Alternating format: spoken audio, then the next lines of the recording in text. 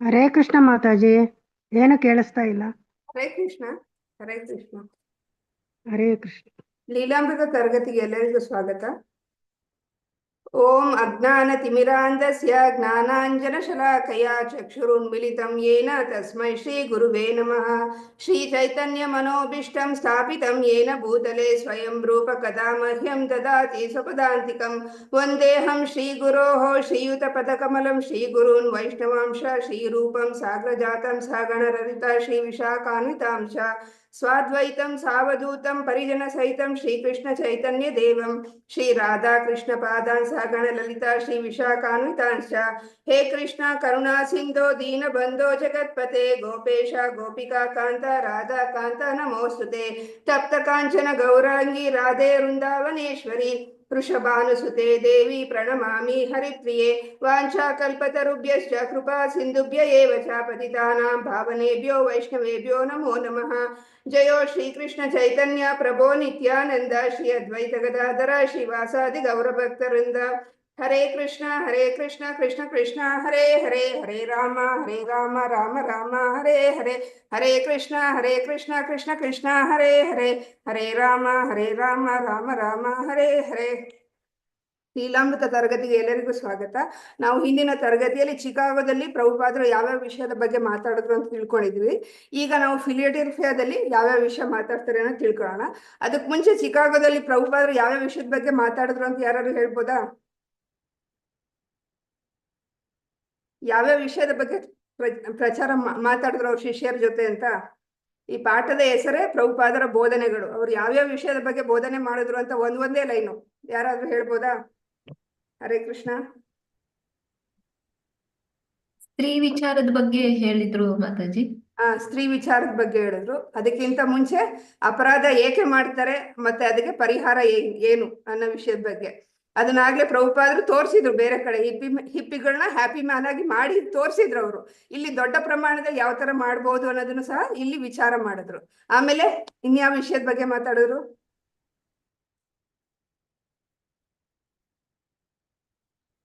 ಜೀವಿಗಳು ಮತ್ತು ಅವರ ಆಧ್ಯಾತ್ಮಿಕ ಅಸ್ತಿತ್ವ ಇವುಗಳ ವಿಚಾರವಾಗಿ ಮಾತನಾಡಿದ್ರು. ಮತ್ತೆ ಭೌತಿಕವಾಗಿ ಪರಿಹರಿಸಲಾಗದ ಕ್ಲೇಶಗಳು ಯಾವ್ಯಾವುದು ಅಂತ ಹೇಳ್ಕೊಟ್ರು. ಆಮೇಲೆ ಚಾತುರ್ವರ್ಣ್ಯಗಳ ಬಗ್ಗೆ ಮಾತಾಡಿದ್ರು. ಆಮೇಲೆ ಯಾರೋ ಒಬ್ರು ಪ್ರಶ್ನೆ ಕೇಳ್ತಾರೆ, ಸ್ತ್ರೀ ಯಾವ ವರ್ಣಕ್ಕೆ ಸೇರ್ತಾಳೆ ಹಾಗಾದ್ರೆ ಅಂತ, ಅದ್ರ ಬಗ್ಗೆ ಮಾತಾಡಿದ್ರು.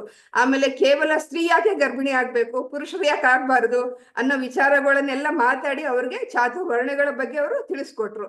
ಆಮೇಲೆ ಸ್ತ್ರೀ ಯಾವಾಗ್ಲೂ ಮನುಸಂಹಿತೆ ಬಗ್ಗೆ ಹೇಳ್ತಾ ಸ್ತ್ರೀ ಯಾವಾಗ್ಲೂ ಅವಲಂಬನೆಯಲ್ಲೇ ಇರ್ಬೇಕಾಗುತ್ತೆ ಅದಕ್ಕೆ ಅಂತೇಳಿ ಅದಕ್ಕೆ ಉದಾಹರಣೆನೂ ಸಹ ಹೇಳಿದ್ರು. ಉದಾಹರಣೆಯಾಗಿ ಅವ್ರು ಯಾರ್ಯಾರನ್ನು ಕೊಟ್ರು? ಉದಾಹರಣೆ ಯಾರು ಹೇಳಿದ್ರು? ಸ್ತ್ರೀಯರ ಬಗ್ಗೆ ಉದಾಹರಣೆ ಹೇಳುವಾಗ ಯಾರ್ಯಾರನ್ನು ಕುರಿತು ಹೇಳಿದ್ರು? ಹರೇ ಕೃಷ್ಣ.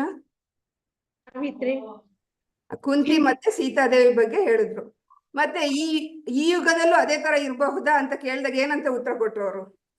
ಈ ಯುಗದಲ್ಲಿ ಆತರ ಇರಕ್ಕೆ ಅಂತ ಸ್ತ್ರೀಯರು ಇರಕ್ ಸಾಧ್ಯ ಇಲ್ಲ. ಆದ್ರೆ ಯುಗದಲ್ಲಿ ಸಹ ಸ್ತ್ರೀಯರನ್ನ ರಕ್ಷಣೆ ಮಾಡ್ಬೇಕಾಗಿರೋದು ಕರ್ತವ್ಯ ಆಗಿರುತ್ತೆ, ಎಲ್ಲರ ಕರ್ತವ್ಯ ಆಗಿರುತ್ತೆ. ಒಂದು ಪಕ್ಷ ಪತಿ ರಕ್ಷಣೆ ಮಾಡ್ಲಿಲ್ಲ ಅಂತಂದ್ರೆ, ಅವರ ಪತಿ ಏನಾರು ಹುಚ್ಚನೋ ಮೂರ್ಖನೋ ಅಥವಾ ರಕ್ಷಣೆ ಮಾಡೋ ಸ್ಥಿತಿಯಲ್ಲಿ ಇರ್ಲಿಲ್ಲ ಅಂದ್ರೆ ಸ್ತ್ರೀ ರಕ್ಷಣೆ ಮಾಡೋದು ಈಗಲೂ ಅವಶ್ಯಕತೆ ಇದೆ. ಇದು ಸ್ತ್ರೀ. ಆಮೇಲೆ ಸ್ತ್ರೀ ಪುರುಷರ ಸಮಾನತೆ ಬಗ್ಗೆ ಮಾತಾಡಿದ್ರು. ಅದಕ್ಕೆ ಪ್ರಭುಪಾದರು ಏನ್ ಹೇಳ್ತಾರೆ? ಇಬ್ರು ಸಮಾನರು ಅಂತ ಹೇಳ್ತಾರ? ಇಲ್ಲ ಮಾತಾಜಿ, ಅಲ್ಲ. ಆದ್ರೆ ಸಮಾನರು ಯಾವಾಗ ಆಗ್ತಾರೆ? ಗಂಡ ಇಲ್ಲದ ಪಕ್ಷದಲ್ಲಿ. ಗಂಡ ಸಮಾನರು ಅಂತ ಯಾವಾಗ ಅನ್ನಿಸ್ಕೊತಾರೆ ಅಂತ ಹೇಳಿ, ಗಂಡ ಇರ್ಲಿಲ್ಲ ಅಂತಲ್ಲ. ಯಾವಾಗ ಭೌತಿಕ ಸ್ತರದಲ್ಲಿ ಅಸಮಾನತೆ ಯಾವಾಗ್ಲೂ ಇದ್ದೇ ಇರುತ್ತೆ. ಆದ್ರೆ ಇಬ್ರು ಆಧ್ಯಾತ್ಮಿಕತೆಗೆ ಬಂದಾಗ, ಆಧ್ಯಾತ್ಮಿಕವಾಗಿ ನೋಡಿದಾಗ ಎಲ್ಲರೂ ಸಮಾನರಾಗ್ತಾರೆ. ಆದ್ರೆ ಭೌತಿಕ ದೃಷ್ಟಿಯಲ್ಲಿ ಅವರಿಬ್ಬರಲ್ಲಿ ಯಾವಾಗಲೂ ಸಮಾನತೆ ಬರಕ್ಕೆ ಸಾಧ್ಯನೇ ಇಲ್ಲ. ಮತ್ತೆ ಯಾವಾಗ್ಲೂ ಸ್ತ್ರೀ ಪುರುಷರು ಒಟ್ಟಿಗೆ ಇರ್ಲೂಬಾರ್ದು ಅನ್ನೋದನ್ನು ಸಹ ಹೇಳಿದ್ರು. ಯಾಕಪ್ಪ ಅಂತ ಹೇಳಿದ್ರೆ, ಇಂದ್ರಿಯ ಅನ್ನೋದು ಬಹಳ ಬಲವತ್ತರವಾದದ್ದು. ಅವ್ರು ಎಂತ ಈಗ ಹೇಳ್ತಾರೆ ಕೆಲವೊಬ್ರು, ಅಣ್ಣ ತಂಗಿ ಆದ್ರೆ ಏನೂ ಆಗಲ್ಲ, ಅಕ್ಕ ಒಟ್ಟಿಗೆ ಇದ್ರೆ ಏನೂ ಆಗಲ್ಲ ಅಂತ. ಆದ್ರೆ ಪ್ರಭುಪಾದರು ಹೇಳ್ತಾರೆ, ಇದು ನಮ್ಮ ಗ್ರಂಥಗಳಲ್ಲಿ ಹೇಳಿದೆ. ಇಂದ್ರಿಯ ಆಕರ್ಷಣೆ ಅನ್ನೋದು ತುಂಬಾ ಬಲವತ್ತರವಾದದ್ದು. ಅದು ವಿದ್ವಾಂಸರಾದವ್ರನ್ನು ಸಹ ದಾರಿ ತಪ್ಪಿಸ್ಬಿಡುತ್ತೆ. ಆದ್ರಿಂದ ಅವರಿಬ್ರು ಒಟ್ಟಿಗೆ ಇರೋದ್ರ ಬಗ್ಗೆ ಇರಬಾರ್ದು ಅಂತಾನೆ ಅವ್ರು ಹೇಳ್ತಾರೆ. ಆಮೇಲೆ ಭಾರತದ ಪ್ರಧಾನಿ ಇಂದಿರಾ ಗಾಂಧಿ ಬಗ್ಗೆ ಮಾತಾಡ್ತಾರೆ ಕೆಲವೊಂದು ಸ್ವಲ್ಪ ಸಮಯ. ಅದಾದ್ಮೇಲೆ ಅಲ್ಲಿಂದ ಫಿಲಿಡೆಲ್ಫಿಯಾಗ್ ಬರ್ತಾರೆ ಜುಲೈ 15, 1975.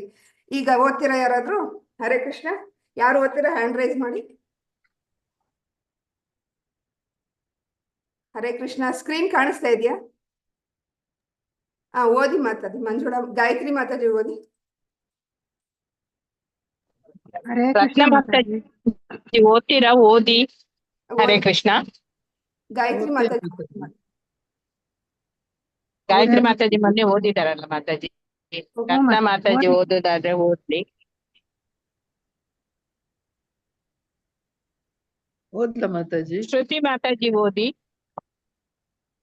ಓದ್ತೀನಿ ಮಾತಾಜಿ. ಹರೇ ಕೃಷ್ಣ. ಫಿಲಾಡೆಲ್ಫಿಯಾ, ಜುಲೈ 11, 1975. ಸಾಮಾನ್ಯವಾಗಿ ಪ್ರಭುಪಾದರ ಸ್ವಾಗತ ಸಭೆಗಳು ಅಸಂಖ್ಯಾತ ಜನರಿಂದ ಕೂಡಿರುತ್ತವೆ. ಪ್ರಭುಪಾದರು ಬರುತ್ತಿದ್ದಾರೆ ಎಂದರೆ ಜನ ತಮಗೆ ತಾವೇ ಮುಗಿಬೀಳುತ್ತಾರೆ. ಅವರು ನಗರಕ್ಕೆ ಬರುತ್ತಿದ್ದಾರೆ ಎಂದು ಗೊತ್ತಾದರೆ ಸಾಕು, ದೇವಾಲಯದಲ್ಲಿ ಜನಸಂಖ್ಯೆ ಹೆಚ್ಚುತ್ತದೆ. ಕಾರಣ, ಬೇರೆ ಕೇಂದ್ರಗಳಿಂದಲೂ ಭಕ್ತರು ಬರತೊಡಗುತ್ತಾರೆ. ಪ್ರಭುಪಾದರಿಗೆ ಭೋಜನ ತಯಾರಿಸುವ ಹೆಣ್ಣು ಮಕ್ಕಳು, ಅವರ ಭವನಕ್ಕೆ ಹೆಂಚು ಹೊದಿಸುತ್ತಿರುವ ಪುರುಷರು, ರಥಯಾತ್ರೆಯ ಬಂಡಿಯನ್ನು ಶೃಂಗರಿಸುತ್ತಿರುವ ಕೆಲವರು, ಇಷ್ಟು ಜನರನ್ನು ಬಿಟ್ಟರೆ ಉಳಿದ ಶಿಷ್ಯರೆಲ್ಲ ಅವರನ್ನು ಸ್ವಾಗತಿಸಲು ವಿಮಾನ ನಿಲ್ದಾಣಕ್ಕೆ ಹೋಗುತ್ತಾರೆ. ವಿಮಾನ ನಿಲ್ದಾಣದಲ್ಲಿ ಶಿಷ್ಯರು ನಡೆಸುವ ಸಂಭ್ರಮೋತ್ಸವ ಶ್ರೀಲ ಪ್ರಭುಪಾದರಿಗೆ ಚೆನ್ನಾಗಿ ಪರಿಚಿತವಾಗಿತ್ತು. ಕೆಲವರು ಲಯಬದ್ಧವಾಗಿ ಕರತಾಡನ ಮಾಡುತ್ತಾರೆ, ಕೆಲವರು ಮೃದಂಗಗಳನ್ನು ನುಡಿಸುತ್ತಾರೆ. ಆನಂದ ತುಂದಿಲ್ಲರಾದ ನೂರಾರು ಜನ ಶಿಷ್ಯರು ಒಕ್ಕೊರಳಲ್ಲಿ ಹಾಡುತ್ತಾರೆ. ಅವರ ಉನ್ಮಾದ ಮಿತಿಮೀರದಿದ್ದರೆ ಸರಿ. ಕೃಷ್ಣನ ಪ್ರತಿನಿಧಿಯಾಗಿ ಶಿಷ್ಯರ ಉತ್ಸಾಹವನ್ನು ನೋಡುತ್ತಾ ಪ್ರಭುಪಾದರು ಸಂತೋಷ ಪಡುತ್ತಾರೆ. ಶಿಷ್ಯರು ಕೊಡುತ್ತಿದ್ದ ಹೂಗುಚ್ಛಗಳನ್ನು ಮತ್ತು ಸಲ್ಲಿಸುತ್ತಿದ್ದ ವಂದನೆಗಳನ್ನು ರಾಜನ ಪರವಾಗಿ ಸ್ವೀಕರಿಸುತ್ತಾರೆ. ಅಲ್ಲಿ ನಡೆಯುವ ಪ್ರಾರ್ಥನೆ, ಪೂಜೆ ಎಲ್ಲವೂ ಪ್ರಭುಪಾದರ ಅನುಗ್ರಹದಿಂದ ನೇರವಾಗಿ ಕೃಷ್ಣನಿಗೆ ತಲುಪುತ್ತವೆ. ಫಿಲಾಡೆಲ್ಫಿಯಾದಲ್ಲಿ ಕೂಡ ಎಲ್ಲಾ ಕಡೆ ನಡೆಯುವಂತೆ ಸಂಭ್ರಮದ ಸ್ವಾಗತ ಕಾರ್ಯಕ್ರಮ ನಡೆಯಿತು. ಶ್ರೀಲ ಪ್ರಭುಪಾದರು ಸಂತೃಪ್ತರಾದರು. ಪ್ರೀತಿಯ ನೋಟವನ್ನು ಬೀರುತ್ತಾ ತಮಗೆ ಪರಿಚಿತರಾದ ತಮ್ಮ ಅಧ್ಯಾತ್ಮ ಪುತ್ರಿಯರನ್ನು ಪ್ರಭುಪಾದರು ಸಂತೋಷಪಡಿಸಿದರು. ಭಕ್ತರು ಅವರ ಕೊರಳಿಗೆ ಹೂಮಾಲೆಯನ್ನು ಹಾಕಲು ಮುನ್ನುಗ್ಗುತ್ತಿದ್ದರು. ಪತ್ರಿಕಾ ವರದಿಗಾರರು ಕೂಡ ತಮ್ಮ ಕ್ಯಾಮೆರಾ, ಮೈಕ್ರೋಫೋನ್ ಮತ್ತು ಟಿಪ್ಪಣಿ ಪುಸ್ತಕಗಳ ಸಮೇತ ಪ್ರಭುಪಾದರ ಕಡೆಗೆ ಧಾವಿಸುತ್ತಿದ್ದರು. ಅವರೇನು ಪ್ರಭುಪಾದರಿಗೆ ಭಕ್ತಿ ನಮನವನ್ನು ಸಲ್ಲಿಸಲು ಬಂದವರಲ್ಲ. ಆದರೂ ಪ್ರಭುಪಾದರಿಗೆ ಮಾತನಾಡಲು ಅವಕಾಶ ಕಲ್ಪಿಸುವ ಮೂಲಕ ಅವರು ಕೂಡ ಪ್ರಭುಪಾದರ ಸೇವೆಗೆ ತೊಡಗಿದವರ ಹಾಗೆ ಕಾಣುತ್ತಿದ್ದರು. ಒಬ್ಬಳು ವರದಿಗಾರ್ತಿ ಪ್ರಭುಪಾದರನ್ನು ಪ್ರಶ್ನಿಸಿದಳು. ಕೆಲವರು ಭಾವಿಸುವಂತೆ ಕೃಷ್ಣ ಪ್ರಜ್ಞಾ ಚಳವಳಿಯಲ್ಲಿ ಸ್ತ್ರೀಯರು ಮತ್ತು ಶೂದ್ರರಿಗೆ ಅನೇಕ ಅವಕಾಶಗಳು ವಂಚಿತವಾಗಿವೆ. ಭಗವದ್ಭಕ್ತರು ಅಥವಾ ವೇದ ಗ್ರಂಥಗಳೇ ಅವನ್ನು ವಿಧಿಸಿವೆ.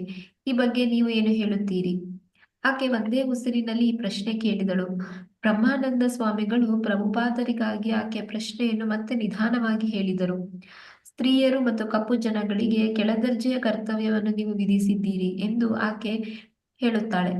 ಪ್ರಭುಪಾದರು: ಆಧ್ಯಾತ್ಮಿಕವಾಗಿ ನಾವು ಎಲ್ಲರಿಗೂ ಸಮಾನ ಕರ್ತವ್ಯವನ್ನು ಹೇಳುತ್ತೇವೆ. ಭೌತಿಕವಾಗಿ ಒಬ್ಬ ಮನುಷ್ಯ ಆಳು, ಇನ್ನೊಬ್ಬ ಒಡೆಯ. ಇದನ್ನು ನೀವು ಹೇಗೆ ತಪ್ಪಿಸುತ್ತೀರಿ? ಪ್ರತಿಯೊಬ್ಬ ವ್ಯಕ್ತಿಯು ಯಜಮಾನನಾಗಲು ಸಾಧ್ಯವೇ? ಯಾರು ಸೇವಕರಾಗುವುದು ಬೇಡವೇ? ಈ ಮಾತು ಭೌತಿಕವಾಗಿ ಹೇಳುತ್ತಿದ್ದೇನೆ. ಭೌತಿಕವಾಗಿ ಒಬ್ಬ ತಂದೆ, ಒಬ್ಬ ಮಗ, ಒಬ್ಬ ಒಡೆಯ, ಒಬ್ಬ ಆಳು, ಒಬ್ಬ ಪುರುಷನಾದರೆ ಇನ್ನೊಬ್ಬಳು ಸ್ತ್ರೀ.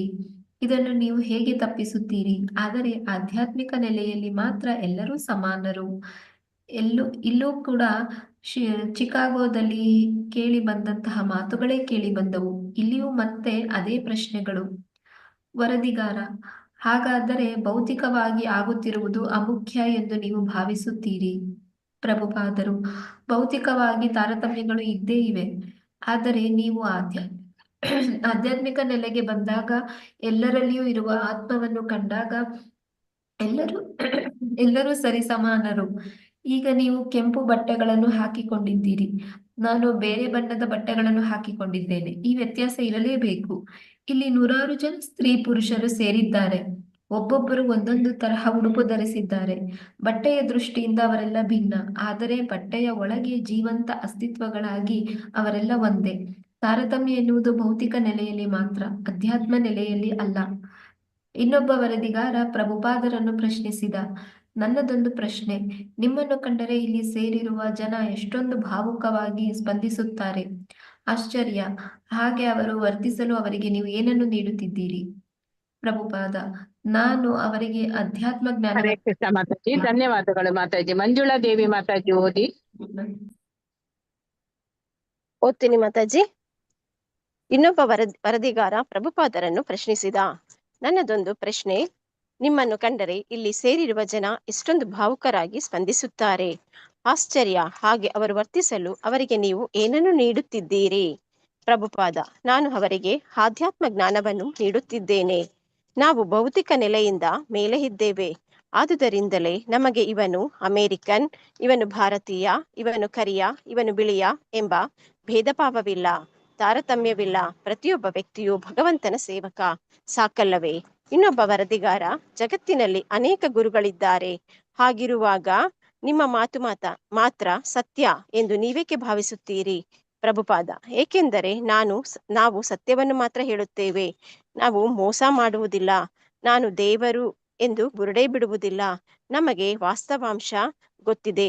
ದೇವರು ತುಂಬಾ ದೊಡ್ಡವನು. ನಾವೆಲ್ಲ ಅವನ ಸೇವಕರು ಮಾತ್ರ. ಸಾಮಾನ್ಯವಾಗಿ ವರದಿಗಾರರು ವಿತಂಡವಾದದ ಧಾಟಿಯಲ್ಲಿ ಸ್ವಲ್ಪ ಅಗೌರವಯುತ ಧ್ವನಿಯಲ್ಲಿ ಪ್ರಶ್ನೆಗಳನ್ನು ಕೇಳಿದರು. ಆದರೆ ಪ್ರಭುಪಾದರು ಮಾತ್ರ ತಾಳ್ಮೆಯಿಂದ ನಿರುದ್ವಿಗ್ನರಾಗಿ ಉತ್ತರಿಸಿದರು. ತನ್ನ ಮತ್ತು ಕೃಷ್ಣನ ನೆಲೆ ಮತ್ತು ಸಂಬಂಧಗಳನ್ನು ವಿವರಿಸಿದರು. ನಾನೇ ದೇವರು ಎಂದು ಯಾವ ಬಾಯಲ್ಲಿ ನಾನು ಹೇಳಲಿ? ಸ್ವಲ್ಪ ತಲೆ ತಗ್ಗಿಸಿ ಪ್ರಭುಪಾದರು ನುಡಿದರು. ಇಲ್ಲ, ನಾವು ಯಾರಿಗೂ ಮೋಸ ಮಾಡುವುದಿಲ್ಲ. ಪರಮ ಸತ್ಯವನ್ನು ಮಾತ್ರ ನಾವು ಹೇಳುತ್ತೇವೆ. ಆದುದರಿಂದಲೇ ಜನಕ್ಕೆ ಅದು ಹಿಡಿಸುತ್ತದೆ. ನಾನು ಏನೋ ಬುರುಡೆ ಹೊಡೆದರೆ ಸ್ವಲ್ಪ ಕಾಲ ಜನ ಅದನ್ನು ಕೇಳಬಹುದು, ಆದರೆ ಬಹುಕಾಲ ಅಂತಹ ಮಾತು ನಿಲ್ಲುವುದಿಲ್ಲ. ವರದಿಗಾರ: ನಿಮ್ಮ ಉತ್ಸವ ನಾಳೆ. ಉತ್ಸವದಲ್ಲಿ ಏನು ಮಾಡುತ್ತೀರಿ?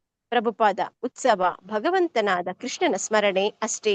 ಶ್ರೀಕೃಷ್ಣ ತನ್ನ ಸಹೋದರ ಮತ್ತು ಸಹೋದರಿಯೊಂದಿಗೆ ಭಾರತದಲ್ಲಿರುವ ಕುರುಕ್ಷೇತ್ರಕ್ಕೆ ಭೇಟಿ ಕೊಟ್ಟ. ಈ ಭೇಟಿಯ ನೆನಪಿಗಾಗಿ ನಾವು ಈ ರಥಯಾತ್ರೆಯನ್ನು ಆಚರಿಸುತ್ತೇವೆ. ಶ್ರೀಲ ಪ್ರಭುಪಾದರು ಕ್ಯಾಡಿಲಾಕ್ ತೆರೆದ ಬಂಡಿಯಲ್ಲಿ ಕೀರ್ತನಾನಂದ ಸ್ವಾಮಿ, ಬ್ರಹ್ಮಾನಂದ ಸ್ವಾಮಿ ಮತ್ತು ಫಿಲಿಡೆಲ್ಫಿಯಾ ದೇವಾಲಯದ ಅಧ್ಯಕ್ಷರಾದ ರವೀಂದ್ರ ಸ್ವರೂಪರೊಂದಿಗೆ ಕುಳಿತಿದ್ದಾರೆ. ಪ್ರಭುಪಾದರು ಹೇಳಿದರು, ಮತ್ತೆ ಅದೇ ಪ್ರಶ್ನೆ. ಉತ್ತರ ಸರಿಯಾಗಿತ್ತು ತಾನೆ? ಬ್ರಹ್ಮಾನಂದ: ಸರಿಯಾದ ಉತ್ತರ. ಪ್ರಭುಪಾದ: ಭೌತಿಕವಾಗಿ ವ್ಯತ್ಯಾಸಗಳಿವೆ.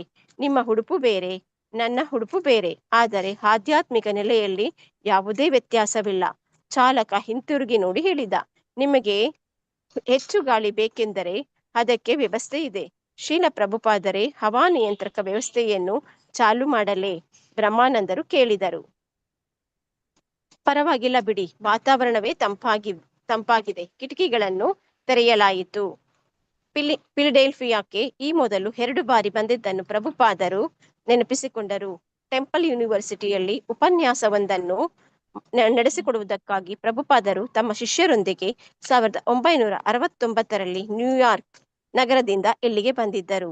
ಇನ್ನು ಹಿಂದೆ 1965ರಲ್ಲಿ ಬಟ್ಲರ್, ಪೆನ್ಸಿಲ್ವೇನಿಯಾ ಭೇಟಿ ಮುಗಿಸಿಕೊಂಡು ಪ್ರೊಫೆಸರ್ ನಾರ್ಮನ್ ಬ್ರೌನ್ ಅವರನ್ನು ಭೇಟಿ ಮಾಡಲು ಪೆನ್ಸಿಲ್ವೇನಿಯಾ ವಿಶ್ವವಿದ್ಯಾಲಯಕ್ಕೆ ಬಂದಿದ್ದರು. ರವೀಂದ್ರ ಸ್ವರೂಪರು ಟೆಂಪಲ್ ಯೂನಿವರ್ಸಿಟಿಯಲ್ಲಿ ತಾವು ವಿದ್ಯಾರ್ಥಿಯಾಗಿದ್ದನ್ನು ಶ್ರೀಲ ಪ್ರಭುಪಾದರ ಉಪನ್ಯಾಸವಾದ 1 ವರ್ಷದ ಮೇಲೆ ಹರೇ ಕೃಷ್ಣ ಮಾತಾಜಿ, ಧನ್ಯವಾದಗಳು.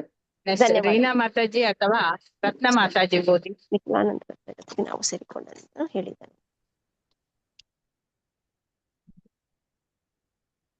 ಮಾತಾಜಿ ನೆಕ್ಸ್ಟ್ ಓದ್ತೀನಿ ಮಾತಾಜಿ. ಹರೇ ಕೃಷ್ಣ.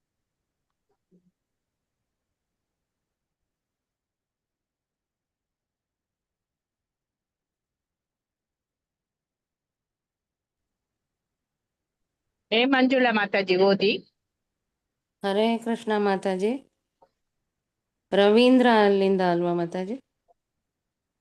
ರವೀಂದ್ರ ಸ್ವರೂಪನ? ಅಲ್ಲಿಂದ ಓದಿ. ರವೀಂದ್ರ ಸ್ವರೂಪ: ವಿದ್ಯಾರ್ಥಿಗಳು ಈಗಲೂ ನಿಮ್ಮನ್ನು ನೆನಪಿಸಿಕೊಳ್ಳುತ್ತಾರೆ. ನೀವು ಒಮ್ಮೆ ಸ್ವಾಮಿ ನಿಖಿಲಾನಂದರನ್ನು ಕೇಳಿದಿರಂತೆ. ನೀವು ವೇದಾಂತಗಳನ್ನು ಅಭ್ಯಾಸ ಮಾಡುತ್ತಿದ್ದೀರಿ. ನನಗೆ ಹೇಳಿ, ವೇದಾಂತ ಎಂದರೆ ಏನು? ಯಾರಿಗೂ ಗೊತ್ತಿರಲಿಲ್ಲ. ಆಗ ನೀವು ಹೇಳಿದಿರಿ, ವೇದ ಎಂದರೆ ಜ್ಞಾನ, ಜ್ಞಾನ ಅಂತ ಎಂದರೆ ಕೊನೆ, ವೇದಾಂತ ಎಂದರೆ ಜ್ಞಾನದ ಕೊನೆ ಅಂದರೆ ಕೃಷ್ಣ, ಈ ಮಾತನ್ನು ಹಿಂದೆ ಯಾರೂ ಕೇಳಿರಲಿಲ್ಲ. ವೇದಾಂತದ ಬಗ್ಗೆ ಸಾಕಷ್ಟು ತರಗತಿಗಳು ನಡೆದಿದ್ದರೂ ಈ ವಿಚಾರ ಎಲ್ಲೂ ಪ್ರಸ್ತಾಪವಾಗಿರಲಿಲ್ಲ. ಪ್ರಭುಪಾದ ಅದೇ ಓದಿ ಮಾತಾಜಿ. ನೋಡಿ, ಸಾಮಾನ್ಯವಾಗಿ ನಮ್ಮಲ್ಲಿ ಮೂರ್ಖರೇ ಮುಂದಾಳುಗಳಾಗುವುದು. ಯಾರಿಗೆ ಜ್ಞಾನವಿಲ್ಲವೋ ಅಂಥವರು ಗುರುವಿನ ಪಾತ್ರವನ್ನು ವಹಿಸುತ್ತಾರೆ. ಈಗ ಹೇಳಿದಿರಲ್ಲ ಹಾಗೆ. ವೇದಾಂತ ಅಂದರೆ ಏನು ಅನ್ನುವುದು ಗೊತ್ತಿಲ್ಲ. ಅವರು ವೇದಾಂತವನ್ನು ಬೋಧಿಸುತ್ತಾರೆ. ಬಹಳ ಸರಳ ವಿಷಯವಿದು. ವೇದ ಅಂದರೆ ಜ್ಞಾನ ಅಂತ, ಅಂದರೆ ಕೊನೆ, ಅಂದರೆ ಅಂತಿಮ ಗುರಿ ಎಂದರ್ಥ. ಆದರೆ ಆಧುನಿಕ ಪ್ರವೃತ್ತಿ ಕೊನೆಯಿಲ್ಲದ ಪಯಣ. ನಾವು ಕೊನೆ ಮುಟ್ಟುವುದೇ ಇಲ್ಲ. ಹೌದು ತಾನೇ? ರವೀಂದ್ರ ಸ್ವರೂಪ: ಹೌದು. ವಾಸ್ತವ ಸಂಗತಿ ಅದು ಮುಕ್ತಾಯ ಎನ್ನುವುದಿಲ್ಲ. ಈ ಸಂಭಾಷಣೆ ನಡೆಯುತ್ತಿರುವಾಗ ಗುಜರಿ ಗಾಡಿಗಳನ್ನು ತುಂಬಿದ್ದ ಪ್ರದೇಶದ ಮುಂದೆ ಅವರು ಹಾದು ಹೋದರು. ಪ್ರಭುಪಾದರು ಉದ್ಗರಿಸಿದರು, ಮೋಟಾರ್ ಕಾರ್ ಕೀರ್ತನಾನಂದ, ಅದೇ ಅವರ ಜ್ಞಾನದ ಅಂತ್ಯ. ಒಂದು ಗುಜರಿ ರಾಶಿ. ಪ್ರಭುಪಾದ: ಹೌದು. ಬರೀ ಕಟ್ಟುವುದು, ಕೆಡಹುವುದರಲ್ಲೇ ಅವರು ತಮ್ಮ ಸಮಯವನ್ನು ಕಳೆಯುತ್ತಿದ್ದಾರೆ. ಅವರು ಯಾವತ್ತೂ ವಿಚಾರ ಮಾಡಿಲ್ಲ, ಕೆಡಹುವುದೇಕೆ, ಕಟ್ಟುವುದೇಕೆ, ಚಿರವಾದುದು ಏಕೆ ಸಾಧ್ಯವಾಗಿಲ್ಲ. ಈ ಪ್ರಶ್ನೆ ಅವರಲ್ಲಿ ಹುಟ್ಟುವುದೇ ಇಲ್ಲ. ಅದನ್ನು ಬಿಡಿಸುವುದು ಅವರಿಗೆ ಸಾಧ್ಯವಿಲ್ಲ. ಈ ಕಟ್ಟುವುದು, ಕೆಡಹುವುದು ಪ್ರಕೃತಿ ಧರ್ಮ ಎಂದು ತಿಳಿದುಕೊಂಡಿದ್ದಾರೆ. ಆದರೆ ನಾನು ಬೋಧಿಸುತ್ತಿರುವ ಪ್ರಕೃತಿ ಧರ್ಮ ಬೇರೆ. ಅಲ್ಲಿ ಕಟ್ಟುವಂತೆಯೂ ಇಲ್ಲ, ಕೆಡಹುವಂತೆಯೂ ಇಲ್ಲ. ಅದು ಶಾಶ್ವತವಾದುದು. ಆದರೆ ಇಂತಹ ಒಂದು ವಸ್ತು ಇರಬಹುದು ಎಂಬುದನ್ನು ಅವರು ನಂಬುವುದೇ ಇಲ್ಲ. ನಾವು ಮನುಷ್ಯ ಅಮರನಾಗುವುದು ಹೇಗೆ ಎಂಬುದನ್ನು ಬೋಧಿಸುತ್ತೇವೆ. ಮನುಕುಲಕ್ಕೆ ಇದು ನಮ್ಮ ದೊಡ್ಡ ಕಾಣಿಕೆ. ಮನುಷ್ಯನಿಗೇನೋ ಅಮರನಾಗಬೇಕು ಎಂಬ ಬಯಕೆ ಇದೆ. ಆದರೆ ಹೇಗೆ ಅಮರನಾಗಬೇಕೆಂಬುದು ಗೊತ್ತಿಲ್ಲ. ಪಾಪ ಗಗನಚುಂಬಿ ಭವನಗಳನ್ನು ಕಟ್ಟುವುದರಲ್ಲಿ ಕಾಲ ಕಳೆಯುತ್ತಿದ್ದಾನೆ. ಆದರೆ ಈ ದೇಹವನ್ನೇ ಅಮರಗೊಳಿಸುವುದು ಹೇಗೆ ಎಂಬ ಬಗ್ಗೆ ಅವನು ಯಾವತ್ತೂ ತಲೆಕೆಡಿಸಿಕೊಂಡಿಲ್ಲ. ನಮ್ಮ ಸಭೆಗಳಲ್ಲಿ ಇದನ್ನೇ ನಾವು ಬೋಧಿಸುವುದು. ಆದರೆ ಇವರಿಗೆ ನಮ್ಮ ಮಾತು ಅರ್ಥ ಮಾಡಿಕೊಳ್ಳುವ ಬುದ್ಧಿಶಕ್ತಿ ಇಲ್ಲ. ಸ್ಯೂಲಿಕಿಲ್ ನದಿಯನ್ನು ಬಳಸಿಕೊಂಡು ಮೋಟಾರು ಗಾಡಿ ಓಡುತ್ತಿತ್ತು. ಮುಂದೆ ಫೇರ್ಮೌಂಟ್ ಪಾರ್ಕ್ ಶಿಷ್ಯರು. ಅದು 1000 ಎಕರೆಗಳು ವಿಸ್ತೀರ್ಣವಾದ ಕಾಡನ್ನು ಹೊಂದಿದೆ ಎಂಬುದಾಗಿ ಪ್ರಭುಪಾದರಿಗೆ ಹೇಳಿದರು. ಪ್ರಭುಪಾದರು ಕೀರ್ತನಾನಂದ ಸ್ವಾಮಿಯನ್ನು ಕೇಳಿದರು, ನವಬೃಂದಾವನದಿಂದ ಇದು ಎಷ್ಟು ದೂರ ಮುಂದೆ? ನವಬೃಂದಾವನದ ಕಡೆ ಮಾತು ತಿರುಗಿತು. ಅಲ್ಲಿರುವ ಗೃಹಸ್ಥರು ಹೇಗಿದ್ದಾರೆ ಎಂದು ಪ್ರಭುಪಾದರು ಕೇಳಿದರು. ನವಬೃಂದಾವನದಲ್ಲಿ ತುಂಬ ಒಳ್ಳೆಯ ಸಂಸಾರಗಳಿವೆ. ಗೃಹಸ್ಥಾಶ್ರಮ ಸ್ವೀಕರಿಸಿರುವ ದಂಪತಿಗಳಿದ್ದಾರೆ ಎಂದು ಕೀರ್ತನಾನಂದ ಸ್ವಾಮಿಗಳು ಹೇಳಿದರು. ಹರೇ ಕೃಷ್ಣ. ಧನ್ಯವಾದಗಳು ಮಾತಾಜಿ. ಧನ್ಯವಾದ. ವಸಂತ, ನಾನು ಯಾರದು? ವಸಂತ.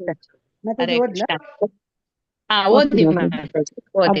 ಅದು ಮುಖ್ಯ. ಗೃಹಸ್ಥಾಶ್ರಮಗಳ ಶಾಂತಿಪೂರ್ಣ ಜೀವನ ಈಗ ತುಂಬಾ ಅಗತ್ಯ ಎಂದು ಪ್ರಭುಪಾದರು ಹೇಳಿದರು. ಇಸ್ಕಾನ್ ಕೇಂದ್ರವು ವಿಸ್ತೃತವಾದ 2 ಅಂತಸ್ತಿನ ಭವನ. ಕೇಂದ್ರದ ದೇವರ ಮನೆಯಲ್ಲಿ ಶಿಷ್ಯರು ತುಂಬಿದ್ದರು. ಪ್ರಭುಪಾದರು ಬರುವಾಗ ಅವರ ದರ್ಶನ ಪಡೆಯುವುದಕ್ಕೋಸ್ಕರ ಹಾಲಿಯುದ್ದಕ್ಕೂ ಜನ ನಿಂತಿದ್ದರು. ಶ್ರೀಲ ಪ್ರಭುಪಾದರು ದೇವರ ಮನೆಯ ತಮ್ಮ ಆಸನದಲ್ಲಿ ಆಸೀನರಾಗಿ ಮಾತನಾಡತೊಡಗಿದರು. ನಿಮ್ಮ ಪ್ರೀತಿಯ ಸ್ವಾಗತಕ್ಕಾಗಿ ಆಭಾರಿಯಾಗಿದ್ದೇನೆ. ಪತ್ರಿಕಾ ವರದಿಗಾರರು ನನ್ನನ್ನು ಕೇಳಿದರು, ನೀವು ಪುರುಷರು ಮತ್ತು ಸ್ತ್ರೀಯರ ನಡುವೆ, ಕರಿಯ ಮತ್ತು ಬಿಳಿಯರ ನಡುವೆ ಏಕೆ ಭೇದ ಕಲ್ಪಿಸುತ್ತೀರಿ? ಆದರೆ ನಾವು ಭೇದ ಕಲ್ಪಿಸುವುದು ಬೇರೆ ನೆಲೆಯಲ್ಲಿ. ಶ್ರೀಲ ಪ್ರಭುಪಾದರು ವಿವರಿಸಿದರು. ಭೌತಿಕವಾಗಿ ಎಲ್ಲರನ್ನೂ ಸಮಾನಗೊಳಿಸುವುದು ಅಸಾಧ್ಯ. ಸಂಯುಕ್ತ ಸಂಸ್ಥಾನಗಳು ಏಕತೆಗೆ ಪ್ರಯತ್ನಿಸಿ ವಿಫಲರಾಗಲಿಲ್ಲವೇ? ಹಾಗೆ ಭಗವದ್ಗೀತೆಯಲ್ಲಿ ಹೇಳಲಾಗಿದೆ, ಸಮಾನ ದೃಷ್ಟಿ ಉಳ್ಳವನು ದೇಹಗಳಲ್ಲಿರುವ ಅಂತರವನ್ನು ಗಮನಿಸುತ್ತಾನೆ. ಆದರೆ ಆಧ್ಯಾತ್ಮ ನೆಲೆಯಲ್ಲಿ ಎಲ್ಲ ಜೀವಿಗಳು ಒಂದೇ ಎಂದು ಪರಿಗ್ರಹಿಸುತ್ತಾನೆ. ಶ್ರೀಲ ಪ್ರಭುಪಾದರು ಮುಂದುವರಿಸಿದರು. ನಾವು ಸ್ತ್ರೀ ಪುರುಷರ ನಡುವೆ, ಕರಿಯ ಬಿಳಿಯರ ನಡುವೆ ನ್ಯಾಯಸಮ್ಮತವಲ್ಲದ ವಿಭೇದ ಕಲ್ಪನೆ ಮಾಡಿದ್ದರೆ ನಮ್ಮ ದೇವಾಲಯದಲ್ಲಿ ನಾವೆಲ್ಲರೂ ಒಟ್ಟಿಗೆ ಸಂತೋಷವಾಗಿರುವುದು ಹೇಗೆ ಸಾಧ್ಯವಾಗುತ್ತಿತ್ತು? ಆಧ್ಯಾತ್ಮಿಕ ನೆಲೆ ವಾಸ್ತವವಾಗಿ ನಾವೆಲ್ಲರೂ ಸಮಾನರು. ನೀನು ಸ್ತ್ರೀ, ಆದುದರಿಂದ ನೀನು ನನ್ನ ಶಿಷ್ಯನಾಗುವಂತಿಲ್ಲ ಎಂಬುದಾಗಿ ನಾವು ಯಾವತ್ತೂ ಹೇಳಿಲ್ಲ. ಅದೇ ರೀತಿ ನೀನು ಕರಿಯ, ಆದುದರಿಂದ ನೀನು ನನ್ನ ಶಿಷ್ಯನಾಗಲಾರೆ ಎಂದು ನಾವು ಯಾವತ್ತೂ ಹೇಳಿಲ್ಲ. ನನ್ನ ಶಿಷ್ಯರಾಗಲು ಪ್ರತಿಯೊಬ್ಬರಿಗೂ ಆಹ್ವಾನವಿದೆ. ಜನರು ತಪ್ಪು ಭಾವಿಸದಿರಲಿ ಎಂದು ಈ ಮಾತು ಹೇಳುತ್ತಿದ್ದೇನೆ. ಹೇಳುವುದೊಂದು ಮಾಡುವುದೊಂದು ಆಗಬಾರದಲ್ಲ. ಪ್ರತಿಯೊಬ್ಬರೂ ಸಮಾನರಾಗಬೇಕಾದರೆ ಆಧ್ಯಾತ್ಮ ನೆಲೆಗೆ ಬರಲೇಬೇಕು. ಕೃಷ್ಣ ಪ್ರಜ್ಞೆಯನ್ನು ಸಾಧಿಸಲೇಬೇಕು. ಭೌತಿಕವಾಗಿ ಇದು ಅಸಾಧ್ಯ, ಆದರೆ ಗುರಿಯಂತೂ ಇರಲೇಬೇಕು. ಭೇದವನ್ನು ಕೃತಕವಾಗಿ ಮರೆಮಾಚಿದರೆ ಅದು ಬಹಳ ಹೊತ್ತು ನಿಲ್ಲಲಾರದು. ಈಗ ನಿಮ್ಮ ದೇಶವನ್ನೇ ನೋಡಿ. ಕರಿಯರು ಮತ್ತು ಬಿಳಿಯರು ಇಬ್ಬರಿಗೂ ಸಮಾನ ಹಕ್ಕುಗಳಿವೆ. ಆದರೂ ಅವರು ಏಕೆ ಹೊಡೆದಾಡುತ್ತಿದ್ದಾರೆ? ಏಕೆ ಈ ಜನಾಂಗ ಯುದ್ಧ? ಏಕೆಂದರೆ ನೀವು ನಿಂತಿರುವುದು ಭೌತಿಕ ನೆಲೆಯಲ್ಲಿ. ನಾನು ಹೇಳುವುದು ಇಷ್ಟೇ, ನೀವು ಆಧ್ಯಾತ್ಮ ನೆಲೆಗೆ ಬನ್ನಿ. ಆಗ ಸಮಾನತೆ ತನಗೆ ತಾನೇ ಸಾಧಿತವಾಗುತ್ತದೆ. ವಾಸ್ತವವಾಗಿ ನೀವು ಅದನ್ನು ಅನುಭವಿಸಬಹುದು. ಇಲ್ಲಿ ನೋಡಿ, ನೀವು ಭಜನೆ ಮಾಡುತ್ತಿರುವಾಗ, ದೈವಭಕ್ತಿಯಲ್ಲಿ ನರ್ತಿಸುತ್ತಿರುವಾಗ ಇಲ್ಲಿ ಆ ಹುಡುಗ ಕುಣಿಯುತ್ತಿದ್ದಾನೆ, ಅಲ್ಲಿ ಅವರ ತಂದೆ ಕುಣಿಯುತ್ತಿದ್ದಾರೆ. ಕರಿಯ, ಬಿಳಿಯ, ತರುಣ, ವೃದ್ಧ ಎಲ್ಲ ಕುಣಿಯುತ್ತಿದ್ದಾರೆ. ನೀವು ಕಣ್ಣಾರೆ ನೋಡಬಹುದು. ಇಲ್ಲಿ ಪ್ರತಿಯೊಬ್ಬರೂ ನರ್ತನ ಮುಗ್ಧರು. ಅವರೇನು ನಾಯಿಗಳಾಗಿ ಕೃತಕವಾಗಿ ಕುಣಿಯುತ್ತಿಲ್ಲ. ಆಧ್ಯಾತ್ಮಿಕ ಆನಂದ ತುಂದಿಲರಾಗಿ ನರ್ತಿಸುತ್ತಿದ್ದಾರೆ. ಪ್ರವಚನ ಮುಗಿದ ಮೇಲೆ ಪ್ರಭುಪಾದರು, ಪ್ರಶ್ನೆಗಳೇನಾದ್ರು ಇದ್ದರೆ ಕೇಳಿ ಎಂದರು. ರವೀಂದ್ರ ಸ್ವರೂಪ: ಸಂಶಯವಾದಿಗಳನ್ನು ಎದುರಿಸುವ ಸಮರ್ಪಕವಾದ ಮಾರ್ಗವೇನು? ಪ್ರಭುಪಾದ: ಸಂಶಯವಾದ ಕತ್ತೆಗಳವಾದ ಶಿಷ್ಯರೆಲ್ಲ ನಗುತ್ತಾರೆ. ಗಾಂಧರ್ವವಾದದೊಂದಿಗೆ ನಾವು ಸಂಪಾದಿಸಬೇಕಾಗಿಲ್ಲ. ಪ್ರಜ್ಞೆ ಉಳ್ಳವರೊಂದಿಗೆ ನಮ್ಮ ಸಂಬಂಧ. ಈ ಸಂಶಯವಾದಿಗಳಿಗೆ ಯಾವುದರಲ್ಲೂ ನಂಬಿಕೆ ಇಲ್ಲ. ಅವರಿಗೆ ಪ್ರತಿಯೊಂದು ಸುಳ್ಳು. ಮಹಾ ಸಂಶಯವಾದಿಗಳವರು. ಅದಕ್ಕೆ ಎಲ್ಲವೂ ಸುಳ್ಳು ಎನಿಸುತ್ತದೆ ಅವರಿಗೆ. ಅಂಥವರೊಂದಿಗೆ ನಮಗೆ ಸಂಬಂಧವಿಲ್ಲ. ಏನು ಉಪಯೋಗ ಹೇಳಿ? ಇದೇ ತಾನೇ ಸಂಶಯವಾದ. ಸಂಶಯವಾದ ಅಂದ್ರೇನು? ರವೀಂದ್ರ ಸ್ವರೂಪ: ನಿರಾಶವಾದ ಅಷ್ಟೇ. ಪ್ರಭುಪಾದ: ಯಾರಾದರೂ ಯಾಕೆ ನಿರಾಶವಾದಿಗಳಾಗಬೇಕು ಹೇಳಿ? ನಾವು ಹೇಳೋದು ಇಷ್ಟೇ, ಆಧ್ಯಾತ್ಮ ನೆಲೆಗೆ ಬನ್ನಿ, ಆನಂದ ಪಡೆಯಿರಿ. ನಾವು ಅವರನ್ನು ಎಲ್ಲ ಬಗೆಯ ನಿರಾಶೆಗಳಿಂದ ಮುಕ್ತರನ್ನಾಗಿ ಮಾಡುತ್ತೇವೆ. ತುಂಬಾ ನಿರಾಶವಾದ ಕೆಲವರು ಆತ್ಮಹತ್ಯೆ ಕೂಡ ಮಾಡಿಕೊಳ್ಳುತ್ತಾರೆ. ನಾವು ಅವರಿಗೆ ಹೇಳುವುದಿಷ್ಟೇ, ಯಾಕೆ ನಿಮಗೆ ಈ ನಿರಾಶೆ? ಆಧ್ಯಾತ್ಮ ನೆಲೆಗೆ ಬನ್ನಿ, ಆನಂದವನ್ನು ಹೊಂದಿ. ನಮಗೆ ಈ ಸಂಶಯವಾದ ಬೇಕಾಗಿಲ್ಲ. ಅದಕ್ಕೆ ಸಿಕ್ಕಿಸಿಕೊಂಡು ಪತಿತರಾದವರನ್ನು ಉದ್ಧಾರ ಮಾಡುವುದೇ ನಮ್ಮ ಉದ್ದೇಶ. ಅದೇ ನಮ್ಮ ಚಳವಳಿಯ ಗುರಿ. ಆತ್ಮದ ಸ್ವರೂಪವೇ ಆನಂದ. ನಿರಾಶೆಯ ಪ್ರಶ್ನೆಯೂ ಉದ್ಭವಿಸುತ್ತಿಲ್ಲ. ನೀವು ಶ್ರೀಕೃಷ್ಣನ ಚಿತ್ರಗಳನ್ನು ನೋಡಿ, ಎಷ್ಟು ಆನಂದಮಯವಾದ ಮುಖಮುದ್ರೆ ಆತನದು. ಗೋಪಿಯರು ಆನಂದದಿಂದಿದ್ದಾರೆ, ಗೋವಳರು ಆನಂದದಿಂದಿದ್ದಾರೆ. ಶ್ರೀಕೃಷ್ಣ ಆನಂದಮಯವಾಗಿದ್ದಾನೆ, ಪರಮಾನಂದ. ಎಲ್ಲಿದೆ ನಿರಾಶೆ? ನೀವು ಆಧ್ಯಾತ್ಮ ನೆಲೆಗೆ ಬನ್ನಿ, ಆಗ ನೀವು ಆನಂದ ಹೊಂದುತ್ತೀರಿ. ಕೃಷ್ಣನ ಕಡೆಗೆ ಬನ್ನಿ, ಬಂದು ಅವನೊಂದಿಗೆ ಕುಣಿಯಿರಿ, ಅವನೊಂದಿಗೆ ಊಟ ಮಾಡಿ. ಇದೇ ನಮ್ಮ ಬೋಧನೆ. ಎಲ್ಲಿದೆ ನಿರಾಶವಾದದ ಪ್ರಶ್ನೆ? ಕೃಷ್ಣನ ಕಡೆಗೆ ಬನ್ನಿ. ಬೃಂದಾವನದಲ್ಲಿ ತಾನು ಎಷ್ಟು ಸಂತೋಷವಾಗಿದ್ದೇನೆ ಎಂಬುದನ್ನು ಕೃಷ್ಣ ನಿಮಗೆ ತೋರಿಸುತ್ತಾನೆ. ಇದು ಕೃಷ್ಣನ ಆಹ್ವಾನ. ನನ್ನ ಬಳಿಗೆ ಬನ್ನಿ. ಪ್ರಭುಪಾದರು ತಮ್ಮ ಈ ದಿವ್ಯವಾದ ಉಪನ್ಯಾಸವನ್ನು ಕೊನೆಗೊಳಿಸಿದರು. ಕೃಷ್ಣ ಪ್ರಜ್ಞೆಯ ಆನಂದವನ್ನು ಅವರ ಮಾತುಗಳು ಕಣ್ಣಿನ ಮುಂದೆ ಕಟ್ಟಿ ನಿಲ್ಲಿಸಿದವು. ಇವತ್ತಿಗೆ ಇಷ್ಟು ಸಾಕಲ್ಲವೇ? ಶಿಷ್ಯರೆಲ್ಲ ಒಟ್ಟಿಗೆ ಹೇಳಿದರು. ಖಂಡಿತ. ಅಲ್ಲಿ ನಿರಾಶೆ ಇರಲಿಲ್ಲ, ಸಂಶಯವಿರಲಿಲ್ಲ. ಶ್ರೀಲ ಪ್ರಭುಪಾದರು ಇರುವಲ್ಲಿ ಅವು ಹೇಗೆ ತಾನೇ ಇರಬಲ್ಲವು? ಶ್ರೀಲ ಪ್ರಭುಪಾದರು ಫಿಲಡೆಲ್ಫಿಯಾಗೆ ಬಂದದ್ದೇ ಹರೇ ಕೃಷ್ಣ ರಥಯಾತ್ರೆಗೋಸ್ಕರ. ಮಾತಾಜಿ, ಧನ್ಯವಾದಗಳು. ಯಶೋಧ ಮಾತಾಜಿ ಓದಿ. ಮಾತಾಜಿ, ರೀನಾ ಮಾತಾಜಿ ಓದ್ತೀನಿ ಅಂದ್ರಲ್ಲ, ಅವ್ರಿಗೆ ಕೊಡಿ ಮಾತಾಜಿ ಫಸ್ಟ್.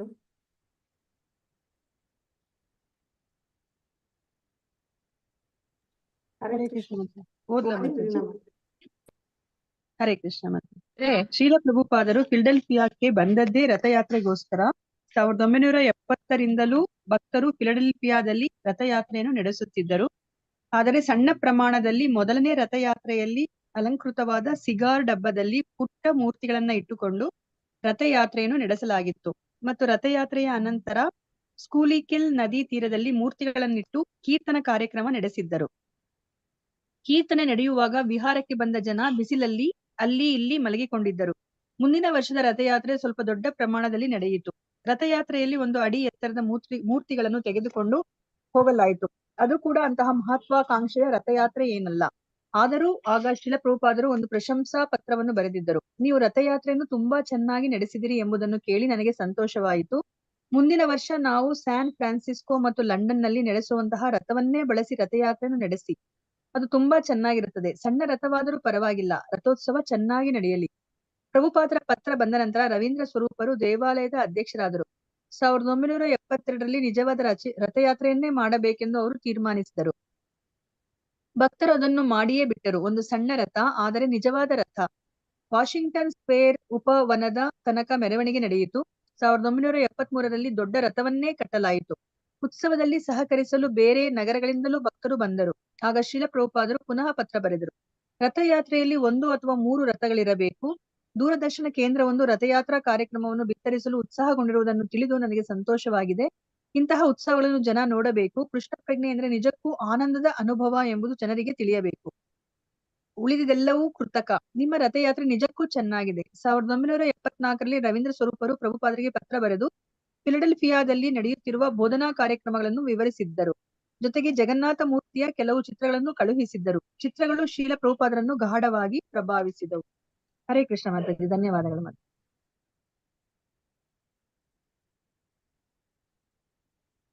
ಕೃಷ್ಣ.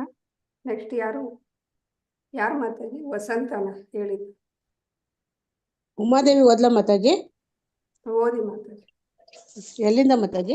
ನೀವು ಕಳಿಸಿರುವ ಆಯ್ತು ಮಾತಾಜಿ, ಓದ್ತಿ.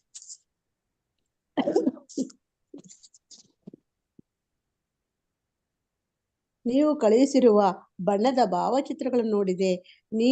ನೀವು ದೇವಮೂರ್ತಿಯನ್ನು ಪೂಜಿಸುತ್ತಿರುವ ಅಪೂರ್ವ ಕ್ರಮಕ್ಕಾಗಿ ನಿಮಗೆ ಎಷ್ಟು ಅಭಿನಂದನೆ ಹೇಳಿದರೂ ಸಾಲದು. ನಾನು ಕೂಡ ಬಾಲ್ಯದಿಂದಲೂ ಪ್ರಭು ಜಗನ್ನಾಥನನ್ನು ಪೂಜಿಸುತ್ತಾ ಬಂದಿದ್ದೇನೆ. ನಾನಿನ್ನು 6 ವರ್ಷದ ಮಗು. ನನ್ನ ತಂದೆ ನನಗೊಂದು ರಥವನ್ನು ಕೊಂಡುಕೊಟ್ಟರು. ನಾನು ನಮ್ಮ ಬೀದಿಯ ಹುಡುಗರೊಂದಿಗೆ ರಥಯಾತ್ರೆ ನಡೆಸುತ್ತಿದ್ದೆ. ಈಗ ಪಾಶ್ಚಾತ್ಯ ಜಗತ್ತಿನಲ್ಲಿ ಪ್ರಭು ಜಗನ್ನಾಥನನ್ನು ನೀವು ಅದ್ಭುತವಾಗಿ ಪೂಜಿಸುತ್ತಿದ್ದೀರಿ. ಇದು ನನಗೆ ಎಣೆಯಿಲ್ಲದ ಸಂತೋಷವನ್ನು ನೀಡುತ್ತಿದೆ. ಫಿಲಡೆಲ್ಫಿಯಾ ದೇವಾಲಯದಲ್ಲಿ ನೀವು ದೇವಮೂರ್ತಿಯನ್ನು ಪೂಜಿಸುತ್ತಿರುವ ವಿಧಾನದ ಬಗ್ಗೆ ನಿಮಗೆ ಮತ್ತೊಮ್ಮೆ ಅಭಿನಂದನೆ ಸಲ್ಲಿಸುತ್ತೇನೆ. ರಥಯಾತ್ರೆ ಕಾರ್ಯಕ್ರಮ ಮುಂದುವರಿಯಲಿ. ನಾನು ಮುಂದಿನ ವರ್ಷ ರಥಯಾತ್ರೆಗೆ ಬರುತ್ತೇನೆ. ನಗರದ ಜನಗಳಿಗೆ ನೀವು ಅದ್ಭುತ ಕಾರ್ಯಕ್ರಮಗಳನ್ನು ನೀಡುತ್ತಾ ಹೋಗಿ. ಅದು ಯಶಸ್ವಿಗೊಳಿಸುವುದರಲ್ಲಿ ಸಂದೇಹವಿಲ್ಲ. 1975ರಲ್ಲಿ ಡೆನ್ವರ್ನಿಂದ ಪ್ರಭುಪಾದರು ಪತ್ರ ಬರೆದವರು. ನಾನು 1975ರ ಜುಲೈ 11 ಶುಕ್ರವಾರ ಬೆಳಗ್ಗೆ ಚಿಕಾಗೋನಿಂದ ನಗರಕ್ಕೆ ಬರುತ್ತಿದ್ದೇನೆ. ನನಗೆ ಕೆಲವು ಪ್ರಾಧ್ಯಾಪಕರನ್ನು ಭೇಟಿ ಮಾಡಬೇಕಾಗಿದೆ ಎಂಬುದಾಗಿ ಅವರು ಫಿಲಡೆಲ್ಫಿಯಾದ ಶಿಷ್ಯರಿಗೆ ಆಶ್ವಾಸನೆ ನೀಡಿದ್ದರು. ಆದ್ದರಿಂದಲೇ ಅದೇ ಕಾಲದಲ್ಲಿ ನಡೆಯಬೇಕಾಗಿದ್ದ ಚಿಕಾಗೋದ ಉತ್ಸವದಲ್ಲಿ ಭಾಗಿಯಾಗದೆ ಪ್ರಭುಪಾದರು ಫಿಲಡೆಲ್ಫಿಯಾಗೆ ಆಗಮಿಸಿದರು. ಶ್ರೀಲ ಪ್ರಭುಪಾದರು ನಗರಕ್ಕೆ ಬಂದ ಕೂಡಲೇ ಮಳೆ ಪ್ರಾರಂಭವಾಯಿತು. ಶುಕ್ರವಾರ ಮತ್ತು ಶನಿವಾರ ಎಡೆಬಿಡದೆ ಮಳೆ ಸುರಿಯಿತು. ಬೆಳಗ್ಗೆ ಪ್ರಭುಪಾದರು ಅವಾಹ ಸೇವನೆಗೆ ಹೋಗಬೇಕು, ಆದರೆ ಮಳೆ ಮಾತ್ರ ನಿಂತಿರಲಿಲ್ಲ. ನಾನು ಇವತ್ತು ಕಾರಿನಲ್ಲಿ ವಾಕಿಂಗ್ ಮುಗಿಸಬೇಕು ಎಂದರು ಪ್ರಭುಪಾದರು. ಅವರು ಕೆಲವು ಸನ್ಯಾಸಿಗಳು ಮತ್ತು ಜೆಬಿಸಿ ಜನಗಳೊಂದಿಗೆ ಕಾರಿನಲ್ಲಿ ಫೇರ್ಮೌಂಟ್ ಪಾರ್ಕ್ ಹತ್ತಿರ ಹೋದರು. ಮಳೆ ಶನಿವಾರದ ರಥಯಾತ್ರೆ ಕಾರ್ಯಕ್ರಮ ಪ್ರಾರಂಭವಾಗುವ ತನಕ ಸುರಿಯುತ್ತಲೇ ಇತ್ತು. ಮೆರವಣಿಗೆ ಇಂಡಿಪೆಂಡೆನ್ಸ್ ಮಾಲ್ ಬಳಿ ಪ್ರಾರಂಭವಾಗಬೇಕು. ಆಮೇಲೆ ವಾಲ್ನಟ್ ಬೀದಿಯಲ್ಲಿ ಚಲಿಸಿ ಸರ್ಕಲ್ ಸಿಟಿ ಹಾಲ್ ಮುಂದೆ ಅದು ಫಿಲಡೆಲ್ಫಿಯಾ ಕಲಾಭವನದ ಹಿಂದಿರುವ ಹುಲ್ಲು ದಿಬ್ಬದ ಬಳಿ ಮುಗಿಯಬೇಕು. ಪ್ರಭುಪಾದರ ಅರ್ಧ ಹಾದಿಯಲ್ಲಿ ಮೆರವಣಿಗೆಯನ್ನು ಸೇರಬೇಕಾಗಿತ್ತು. ಆಗ ಮಳೆ ನಿಂತಿತು. ಆದರೆ ಕಪ್ಪು ಮೋಡಗಳು ಮತ್ತೆ ಆಕಾಶದಲ್ಲಿ ತೂಗುತ್ತಿದ್ದವು. 40 ಅಡಿ ಎತ್ತರದ ರಥ ಗಂಭೀರವಾಗಿ ವಾಲ್ನಟ್ ಸ್ಟ್ರೀಟ್ನಲ್ಲಿ ಚಲಿಸತೊಡಗಿತು. ರಥ 11ನೇ ಬೀದಿಗೆ ತಲುಪಿದಾಗ ಶ್ರೀಲ ಪ್ರಭುಪಾದರು ಆಗಮಿಸಿ ಪ್ರಭು ಜಗನ್ನಾಥನು ಸಮೀಪಿಸಿದರು. ಪ್ರಭುಪಾದರ ಸುತ್ತಲೂ ಭಕ್ತರ ಒಂದು ದೊಡ್ಡ ಗುಂಪು ಇತ್ತು. ರಥದ ಮೇಲೆ ಇದ್ದ ಭಕ್ತರು ಪ್ರಭುಪಾದರು ರಥದ ಕಡೆಗೆ ಬರುತ್ತಿರುವುದನ್ನು ನೋಡಬಹುದಾಗಿತ್ತು. ಈ 2 ಭಕ್ತರ ಗುಂಪುಗಳು ಸೇರಿದಾಗ ಕೀರ್ತನೆಯು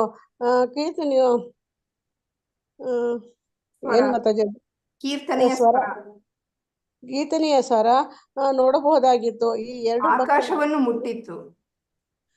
ಆಕಾಶವನ್ನು ಮುಟ್ಟಿತು. ರಥದ ಮೇಲೆ ನಿಂತಿದ್ದ ಶ್ರೀಲ ಪ್ರಭುಪಾದರು ಮೊಣಕಾಲೂರಿ ಕುಳಿತು ತಮ್ಮ ತಲೆಯನ್ನು ರಸ್ತೆಗೆ ತಾಗಿಸಿ ಪ್ರಭು ಜಗನ್ನಾಥನಿಗೆ ನಮಸ್ಕಾರ ಮಾಡಿದರು. ಅದ್ಭುತವಾದ ರಥ ಪ್ರಭುಪಾದರು ಉದ್ಘರಿಸಿದರು. ವಜ್ರಾಕೃತಿಯ ಮತ್ತು ವೃತ್ತಾಕಾರದ ಕನ್ನಡಿಗಳಿಂದ ಅಲಂಕೃತವಾಗಿದ್ದು ರಥದ ಅದ್ಭುತವಾದ ಚಿತ್ರಗಳು ಅವರನ್ನು ವಿಶೇಷವಾಗಿ ಆಕರ್ಷಿಸಿದವು. ಪ್ರಭುಪಾದರು ರಥವನ್ನೇರಿ ಮೂರ್ತಿಗಳ ಪದತಲದಲ್ಲಿ ಕುಳಿತರು. ಆಗ ಮೋಡಗಳು ಪಕ್ಕಕ್ಕೆ ಸರಿದು ಸೂರ್ಯ ಒಮ್ಮೆಗೆ ಪ್ರಕಾಶಿಸತೊಡಗಿದ. ಓದ್ಲಾ ಸಾಕ ಮಾತಾಜಿ? ಸಾಕು ಮಾತಾಜಿ. ನೆಕ್ಸ್ಟ್ ಯಾರು ಓದ್ತೀರಾ? ಮಾತಾಜಿ ಧನ್ಯವಾದಗಳು. ಹರೇ ಕೃಷ್ಣ. ನಾನು ಓದ್ತೀನಿ ಮಾತಾಜಿ. ಪಾರ್ವತಮ್ಮ ಮಾತಾಜಿ ಓದಿ ಮಾತಾಜಿ. ಕಲಾಭವನದ ಅಲ್ಲಿಂದ ಅಲ್ವಾ ಮಾತಾಜಿ? ಅಲ್ಲ, ಆಗ ಜನರು ಕಚೇರಿಗಳಿಂದ ಅಂಗಡಿಗಳಿಂದ ಹೊರಬಂದು ಮೆರವಣಿಗೆಯಲ್ಲಿ ಸೇರಿಕೊಳ್ಳತೊಡಗಿದರು. ರಥ ಸಿಟಿ ಹಾಲನ್ನು ಸುತ್ತಿಕೊಂಡು ಬರುವಷ್ಟರಲ್ಲಿ ಭಕ್ತಾದಿಗಳ ಗಾಯನದ ಧ್ವನಿ ಇನ್ನೂ ಹೆಚ್ಚುತ್ತಾ ಹೋಯಿತು. ಎತ್ತರವಾದ ಕಟ್ಟಡಗಳಿಂದ ಅವರ ಧ್ವನಿ ಪ್ರತಿಧ್ವನಿತವಾಗತೊಡಗಿತು. ಹಿಂದೆಂದೂ ಫಿಲಿಡೆಲ್ಫಿಯಾ ರಥಯಾತ್ರೆಗೆ ಇಷ್ಟೊಂದು ಜನ ಸೇರಿರಲಿಲ್ಲ. ಕ್ರಿಶ್ಚಿಯನ್ ಮೂಲಭೂತವಾದಿಗಳಾದ ಎಕ್ಲರ್ಸ್ ದೊಡ್ಡ ದೊಡ್ಡ ಬ್ಯಾನರ್ಗಳನ್ನು ಹಿಡಿದು ನಿಂತಿದ್ದರು. ಜಾಣರಾಗಿರಿ ಮತ್ತು ರಕ್ಷಿತರಾಗಿರಿ, ಪಶ್ಚಾತ್ತಾಪ ಪಡಿ ಅಥವಾ ದಗ್ಧರಾಗಿ ಮೊದಲಾದ ಬ್ಯಾನರ್ಗಳು ರಥಯಾತ್ರೆಯ ದೊಡ್ಡ ಸಮೂಹ ಮತ್ತು ಕೀರ್ತನೆಗಳ ಉದ್ಘೋಷಗಳ ನಡುವೆ ಯಾವ ಪರಿಣಾಮವನ್ನು ಬೀರುವುದು ಸಾಧ್ಯವಾಗಲಿಲ್ಲ. ಶ್ರೀಲ ಪ್ರಭುಪಾದರು ತುಂಬಾ ತೃಪ್ತರಾಗಿದ್ದಂತಹ ಒಂದು ಕ್ಷಣ ಒಬ್ಬ ಶಿಷ್ಯ ಅವರೆಡೆಗೆ ಬಾಗಿ ಉತ್ಸವ ಹೇಗಿದೆ ಎಂದು ಅವರನ್ನು ಕೇಳಿದನು. ಅಮೆರಿಕದ ವೈಷ್ಣವರು ಈಗ ಪಶ್ಚಿಮದಲ್ಲಿ ನೆಲೆಸಿದ್ದಾರೆ ಎಂದು ತಾವು ಭಾವಿಸುವುದಾಗಿ ಪ್ರಭುಪಾದರು ಉತ್ತರಿಸಿದರು. ಕಲಾಭವನದ ಹಿಂದಿದ್ದ ಪಾರ್ಕಿನಲ್ಲಿ ಜನ ಸೇರತೊಡಗಿದರು. ಶ್ರೀಲ ಪ್ರಭುಪಾದರು ವೇದಿಕೆಯನ್ನೇರಿ ಜನರನ್ನು ಕುರಿತು ಮಾತನಾಡತೊಡಗಿದರು. ಮಹಿಳೆಯರೇ ಮತ್ತು ಮಹನೀಯರೇ, ಫಿಲಿಡೆಲ್ಫಿಯಾ ಮಹಾನಗರದ ನಿವಾಸಿಗಳಾದ ನಿಮಗೆ ಮೊದಲು ನಾನು ಕೃತಜ್ಞತೆಯನ್ನು ಸಲ್ಲಿಸಬೇಕು. ನಮ್ಮ ಚಳುವಳಿಯಲ್ಲಿ ಎಷ್ಟು ಉತ್ಸಾಹದಿಂದ ಪ್ರೀತಿಯಿಂದ ನೀವು ಭಾಗವಹಿಸಿದ್ದೀರಿ, ಅದಕ್ಕಾಗಿ ನಾನು ತುಂಬಾ ಆಭಾರಿ. ವಿಶೇಷವಾಗಿ ಅಮೆರಿಕನ್ ಹುಡುಗ ಮತ್ತು ಹುಡುಗಿಯರಿಂದ ನಾನು ಉಪಕೃತನಾಗಿದ್ದೇನೆ. ಪಾಶ್ಚಾತ್ಯ ದೇಶಗಳಲ್ಲಿ ಕೃಷ್ಣ ಪ್ರಜ್ಞಾ ಚಳುವಳಿಯನ್ನು ಹರಡಲು ಅವರು ನನಗೆ ಸಹಾಯ ಮಾಡುತ್ತಿದ್ದಾರೆ. ಪ್ರತಿಯೊಂದು ಜೀವಿಯು ಹೇಗೆ ಅಮರ ಎಂಬುದನ್ನು ಪ್ರಭುಪಾದರು ವಿವರಿಸಿದರು. ಭೌತಿಕ ದೇಹವನ್ನು ಧರಿಸುವುದರಿಂದ ಅವರಿಗೆ ಹುಟ್ಟು, ಸಾವು, ರೋಗ, ಮುಪ್ಪು ಮೊದಲಾದ ಉಪಾಧಿಗಳು. ಮನುಷ್ಯ ಶರೀರವನ್ನು ಧರಿಸಿದ ಜೀವಾತ್ಮವು ಎರಡು ಆಯ್ಕೆಯನ್ನು ಹೊಂದಿದೆ. ಅದು ಆಧ್ಯಾತ್ಮಿಕ ಜಗತ್ತಿಗೆ ಹಿಂದಿರುಗುವುದು ಅಥವಾ ಭೌತಿಕ ಪ್ರಪಂಚದಲ್ಲಿ ಹುಟ್ಟು ಸಾವುಗಳ ಚಕ್ರದಲ್ಲಿ ಸಿಲುಕಿ ತೊಳಲಾಡುವುದು. ಆದರೆ ಈ ಮನುಷ್ಯ ಶರೀರಕ್ಕೆ ಬಂದ ಮೇಲೆ ಜನನ ಮರಣಗಳ ಪುನರಾವರ್ತನೆಗೆ ನಾವು ಏಕೆ ಒಳಗಾಗಬೇಕು? ಒಂದು ದೇಹದಿಂದ ಮತ್ತೊಂದು ದೇಹಕ್ಕೆ ಏಕೆ ಅಲಿಯಬೇಕು? ಆದುದರಿಂದ ನಾವು ನಮ್ಮ ಮೂಲಭೂತವಾದ ಆಧ್ಯಾತ್ಮಿಕ ದೇಹವನ್ನು ಹೊಂದೋಣ. ಅದೇ ನಮಗೆ ಬೇಕಾಗಿರುವುದು. ಅದನ್ನು ಹೊಂದುವುದೇ ಜಾಣತನ. ಪ್ರಭುಪಾದರು ಹರೇ ಕೃಷ್ಣ ಮಂತ್ರವನ್ನು ಹೇಳುವ ವಿಧಾನವನ್ನು ಜನತೆಗೆ ಬೋಧಿಸಿದರು. ಪ್ರತಿಯೊಬ್ಬರೂ ಅದನ್ನು ಹೊಂದಬೇಕು ಎಂದು ಹೇಳಿದರು. ನಾವು ನಿಮಗೆ ಹರೇ ಕೃಷ್ಣ ಮಂತ್ರವನ್ನು ಕೊಡುತ್ತೇವೆ. ನೀವು ಅದಕ್ಕೆ ಯಾವ ಹಣವನ್ನು ಕೊಡಬೇಕಾಗಿಲ್ಲ. ನಾವು ಎಲ್ಲ ಕಡೆಯೂ ಹರೇ ಕೃಷ್ಣ ಮಂತ್ರವನ್ನು ಜಪಿಸುತ್ತೇವೆ.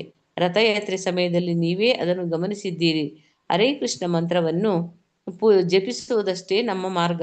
ಹರೇ ಕೃಷ್ಣ ಮಂತ್ರವನ್ನು ಜಪಿಸುತ್ತಾ ಈ ಸಾವಿರಾರು ಮಂದಿ ಸುಮ್ಮನೆ ನಮ್ಮನ್ನು ಹಿಂಬಾಲಿಸುತ್ತಿದ್ದಾರೆ.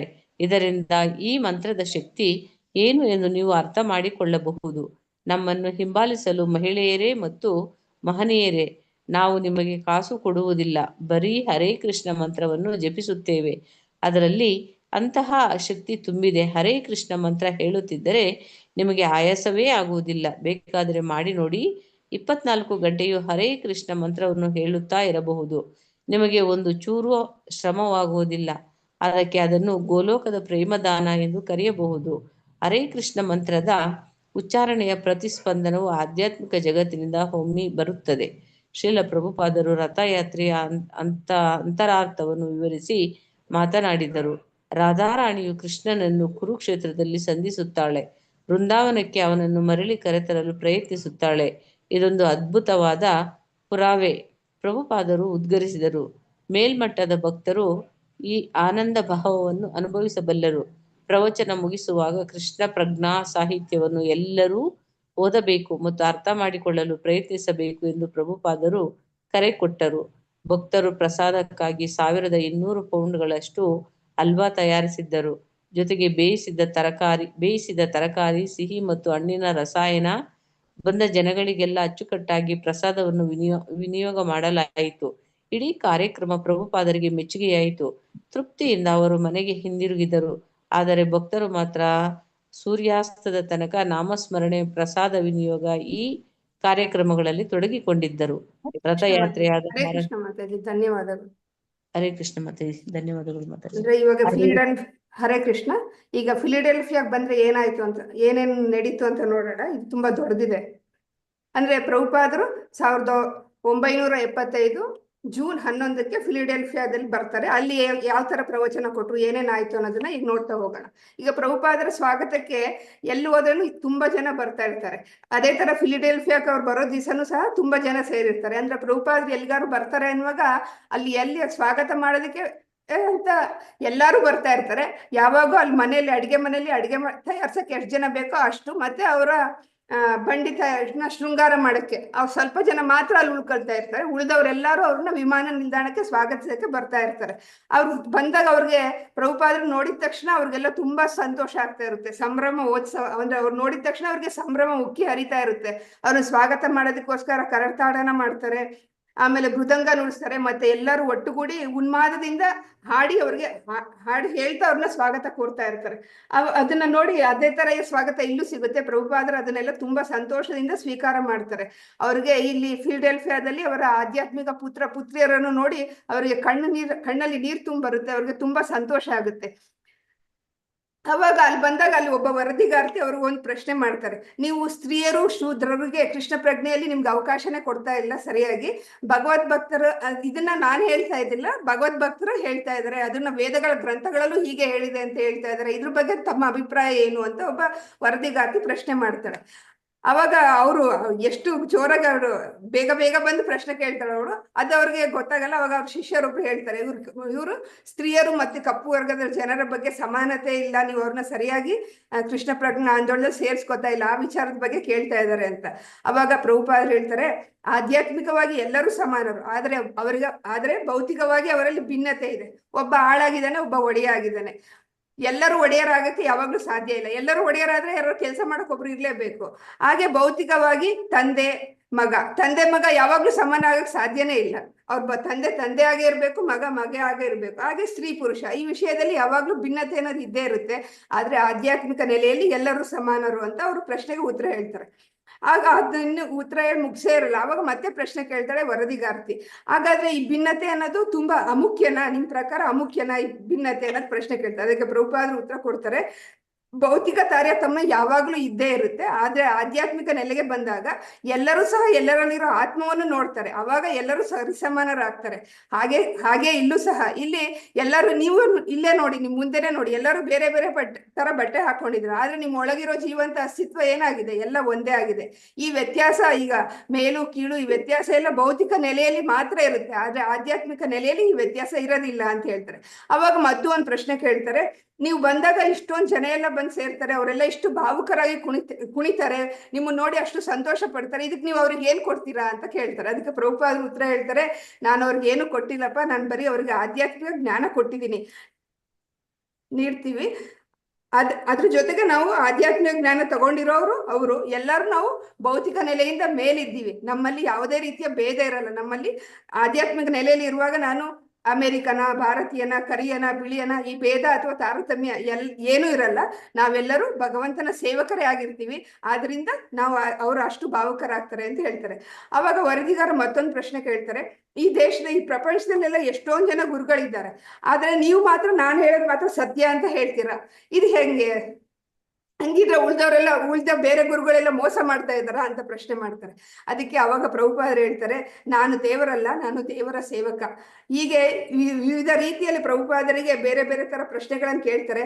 ಆದ್ರೆ ಆ ಪ್ರಶ್ನೆಗಳಿಗೆಲ್ಲ ಪ್ರಭುಪಾದರು ತಾಳ್ಮೆಯಿಂದ ಯಾವುದೇ ಉದ್ವಿಗ್ನತೆ ತೋರದೆ ಉತ್ತರ ಕೊಡ್ತಾರೆ. ಅವರು ನಾನು ದೇವರ ಸೇವಕ, ನಾನು ಸತ್ಯ ಮಾತ್ರ ಹೇಳ್ತೀನಿ. ಒಂದ್ ಪಕ್ಷ ನಾನು ಸುಳ್ಳು ಹೇಳಿ ಮೋಸ ಮಾಡಿದ್ರೆ ಜನ ನನ್ನ ಸ್ವಲ್ಪ ಕಾಲ ಮಾತ್ರ ನಂಬ್ತಾ ಇದ್ರು, ಆಮೇಲೆ ನನ್ನ ನಂಬ್ತಾ ಇರ್ಲಿಲ್ಲ.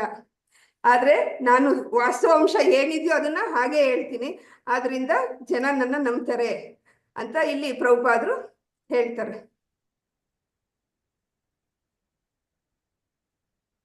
ಆಮೇಲೆ ಮತ್ತೆ ಅಲ್ಲಿಂದ ಅವರು ನಾಳಿನ ರಥಯಾತ್ರೆ ಬಗ್ಗೆ ಪ್ರಶ್ನೆ ಕೇಳ್ತಾರೆ.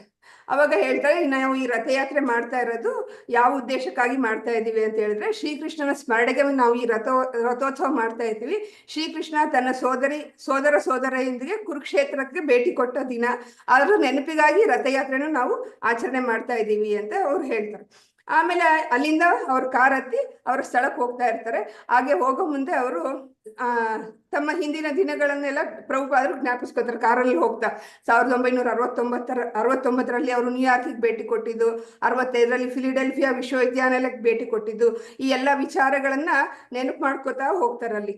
ಅವಾಗ ಅವರ ಶಿಷ್ಯ ರವೀಂದ್ರ ಸ್ವರೂಪ ಹೇಳ್ತಾರೆ, ನೀವೊಬ್ಬರೇ ನಮ್ಗೆ ವೇದಾಂತ ಅಂದ್ರೆ ಏನು ಅನ್ನೋದನ್ನ ಸರಿಯಾಗಿ ವಿವರಿಸಿದ್ದು, ಅಲ್ಲಿವರೆಗೂ ಬಂದವರೆಲ್ಲ ವೇದಾಂತ ಅಂದ್ರೆ ಏನು ಅಂತ ಸರಿಯಾಗಿ ಅದರ ಪದದ ಅರ್ಥವನ್ನೇ ನಮ್ಗೆ ಸರಿಯಾಗಿ ತಿಳಿಸ್ಕೊಟ್ಟಿರ್ಲಿಲ್ಲ.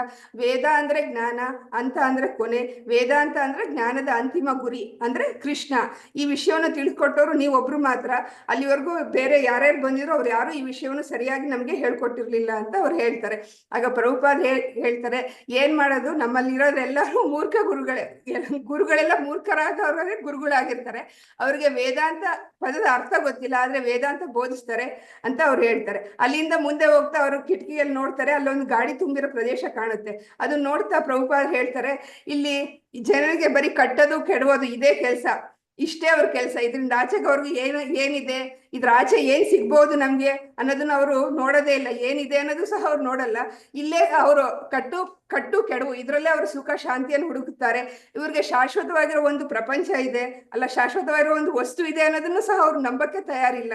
ಬರೀ ಗಗನಚುಂಬಿ ಕಟ್ಟೋದ್ರಲ್ಲೇ ಅವರು ಅಮರತೆಯನ್ನು ಹುಡುಕ್ತಾರೆ, ಅದರಲ್ಲೇ ಸಾರ್ಥಕತೆಯನ್ನು ಹುಡುಕೊಂಡು ಅಲ್ಲೇ ಇರ್ತಾರೆ ಅಂತ ಅವರು ಅನ್ಕೊಂತ ಇರ್ತಾರೆ. ಅಲ್ಲಿಂದ ಮುಂದೆ ಅವರು ನವಬೃಂದಾವನದ ವಿಷಯದ ಕಡೆಗೆ ಅವ್ರ ಮಾತು ತಿರುಗುತ್ತೆ. ಅವಾಗ ಪ್ರಭುಪಾದ ಪ್ರಶ್ನೆ ಮಾಡ್ತಾರೆ, ಅಲ್ಲಿರೋ ಗೃಹಸ್ಥರೆಲ್ಲ ಹೇಗಿದ್ದಾರೆ ಅಂತ.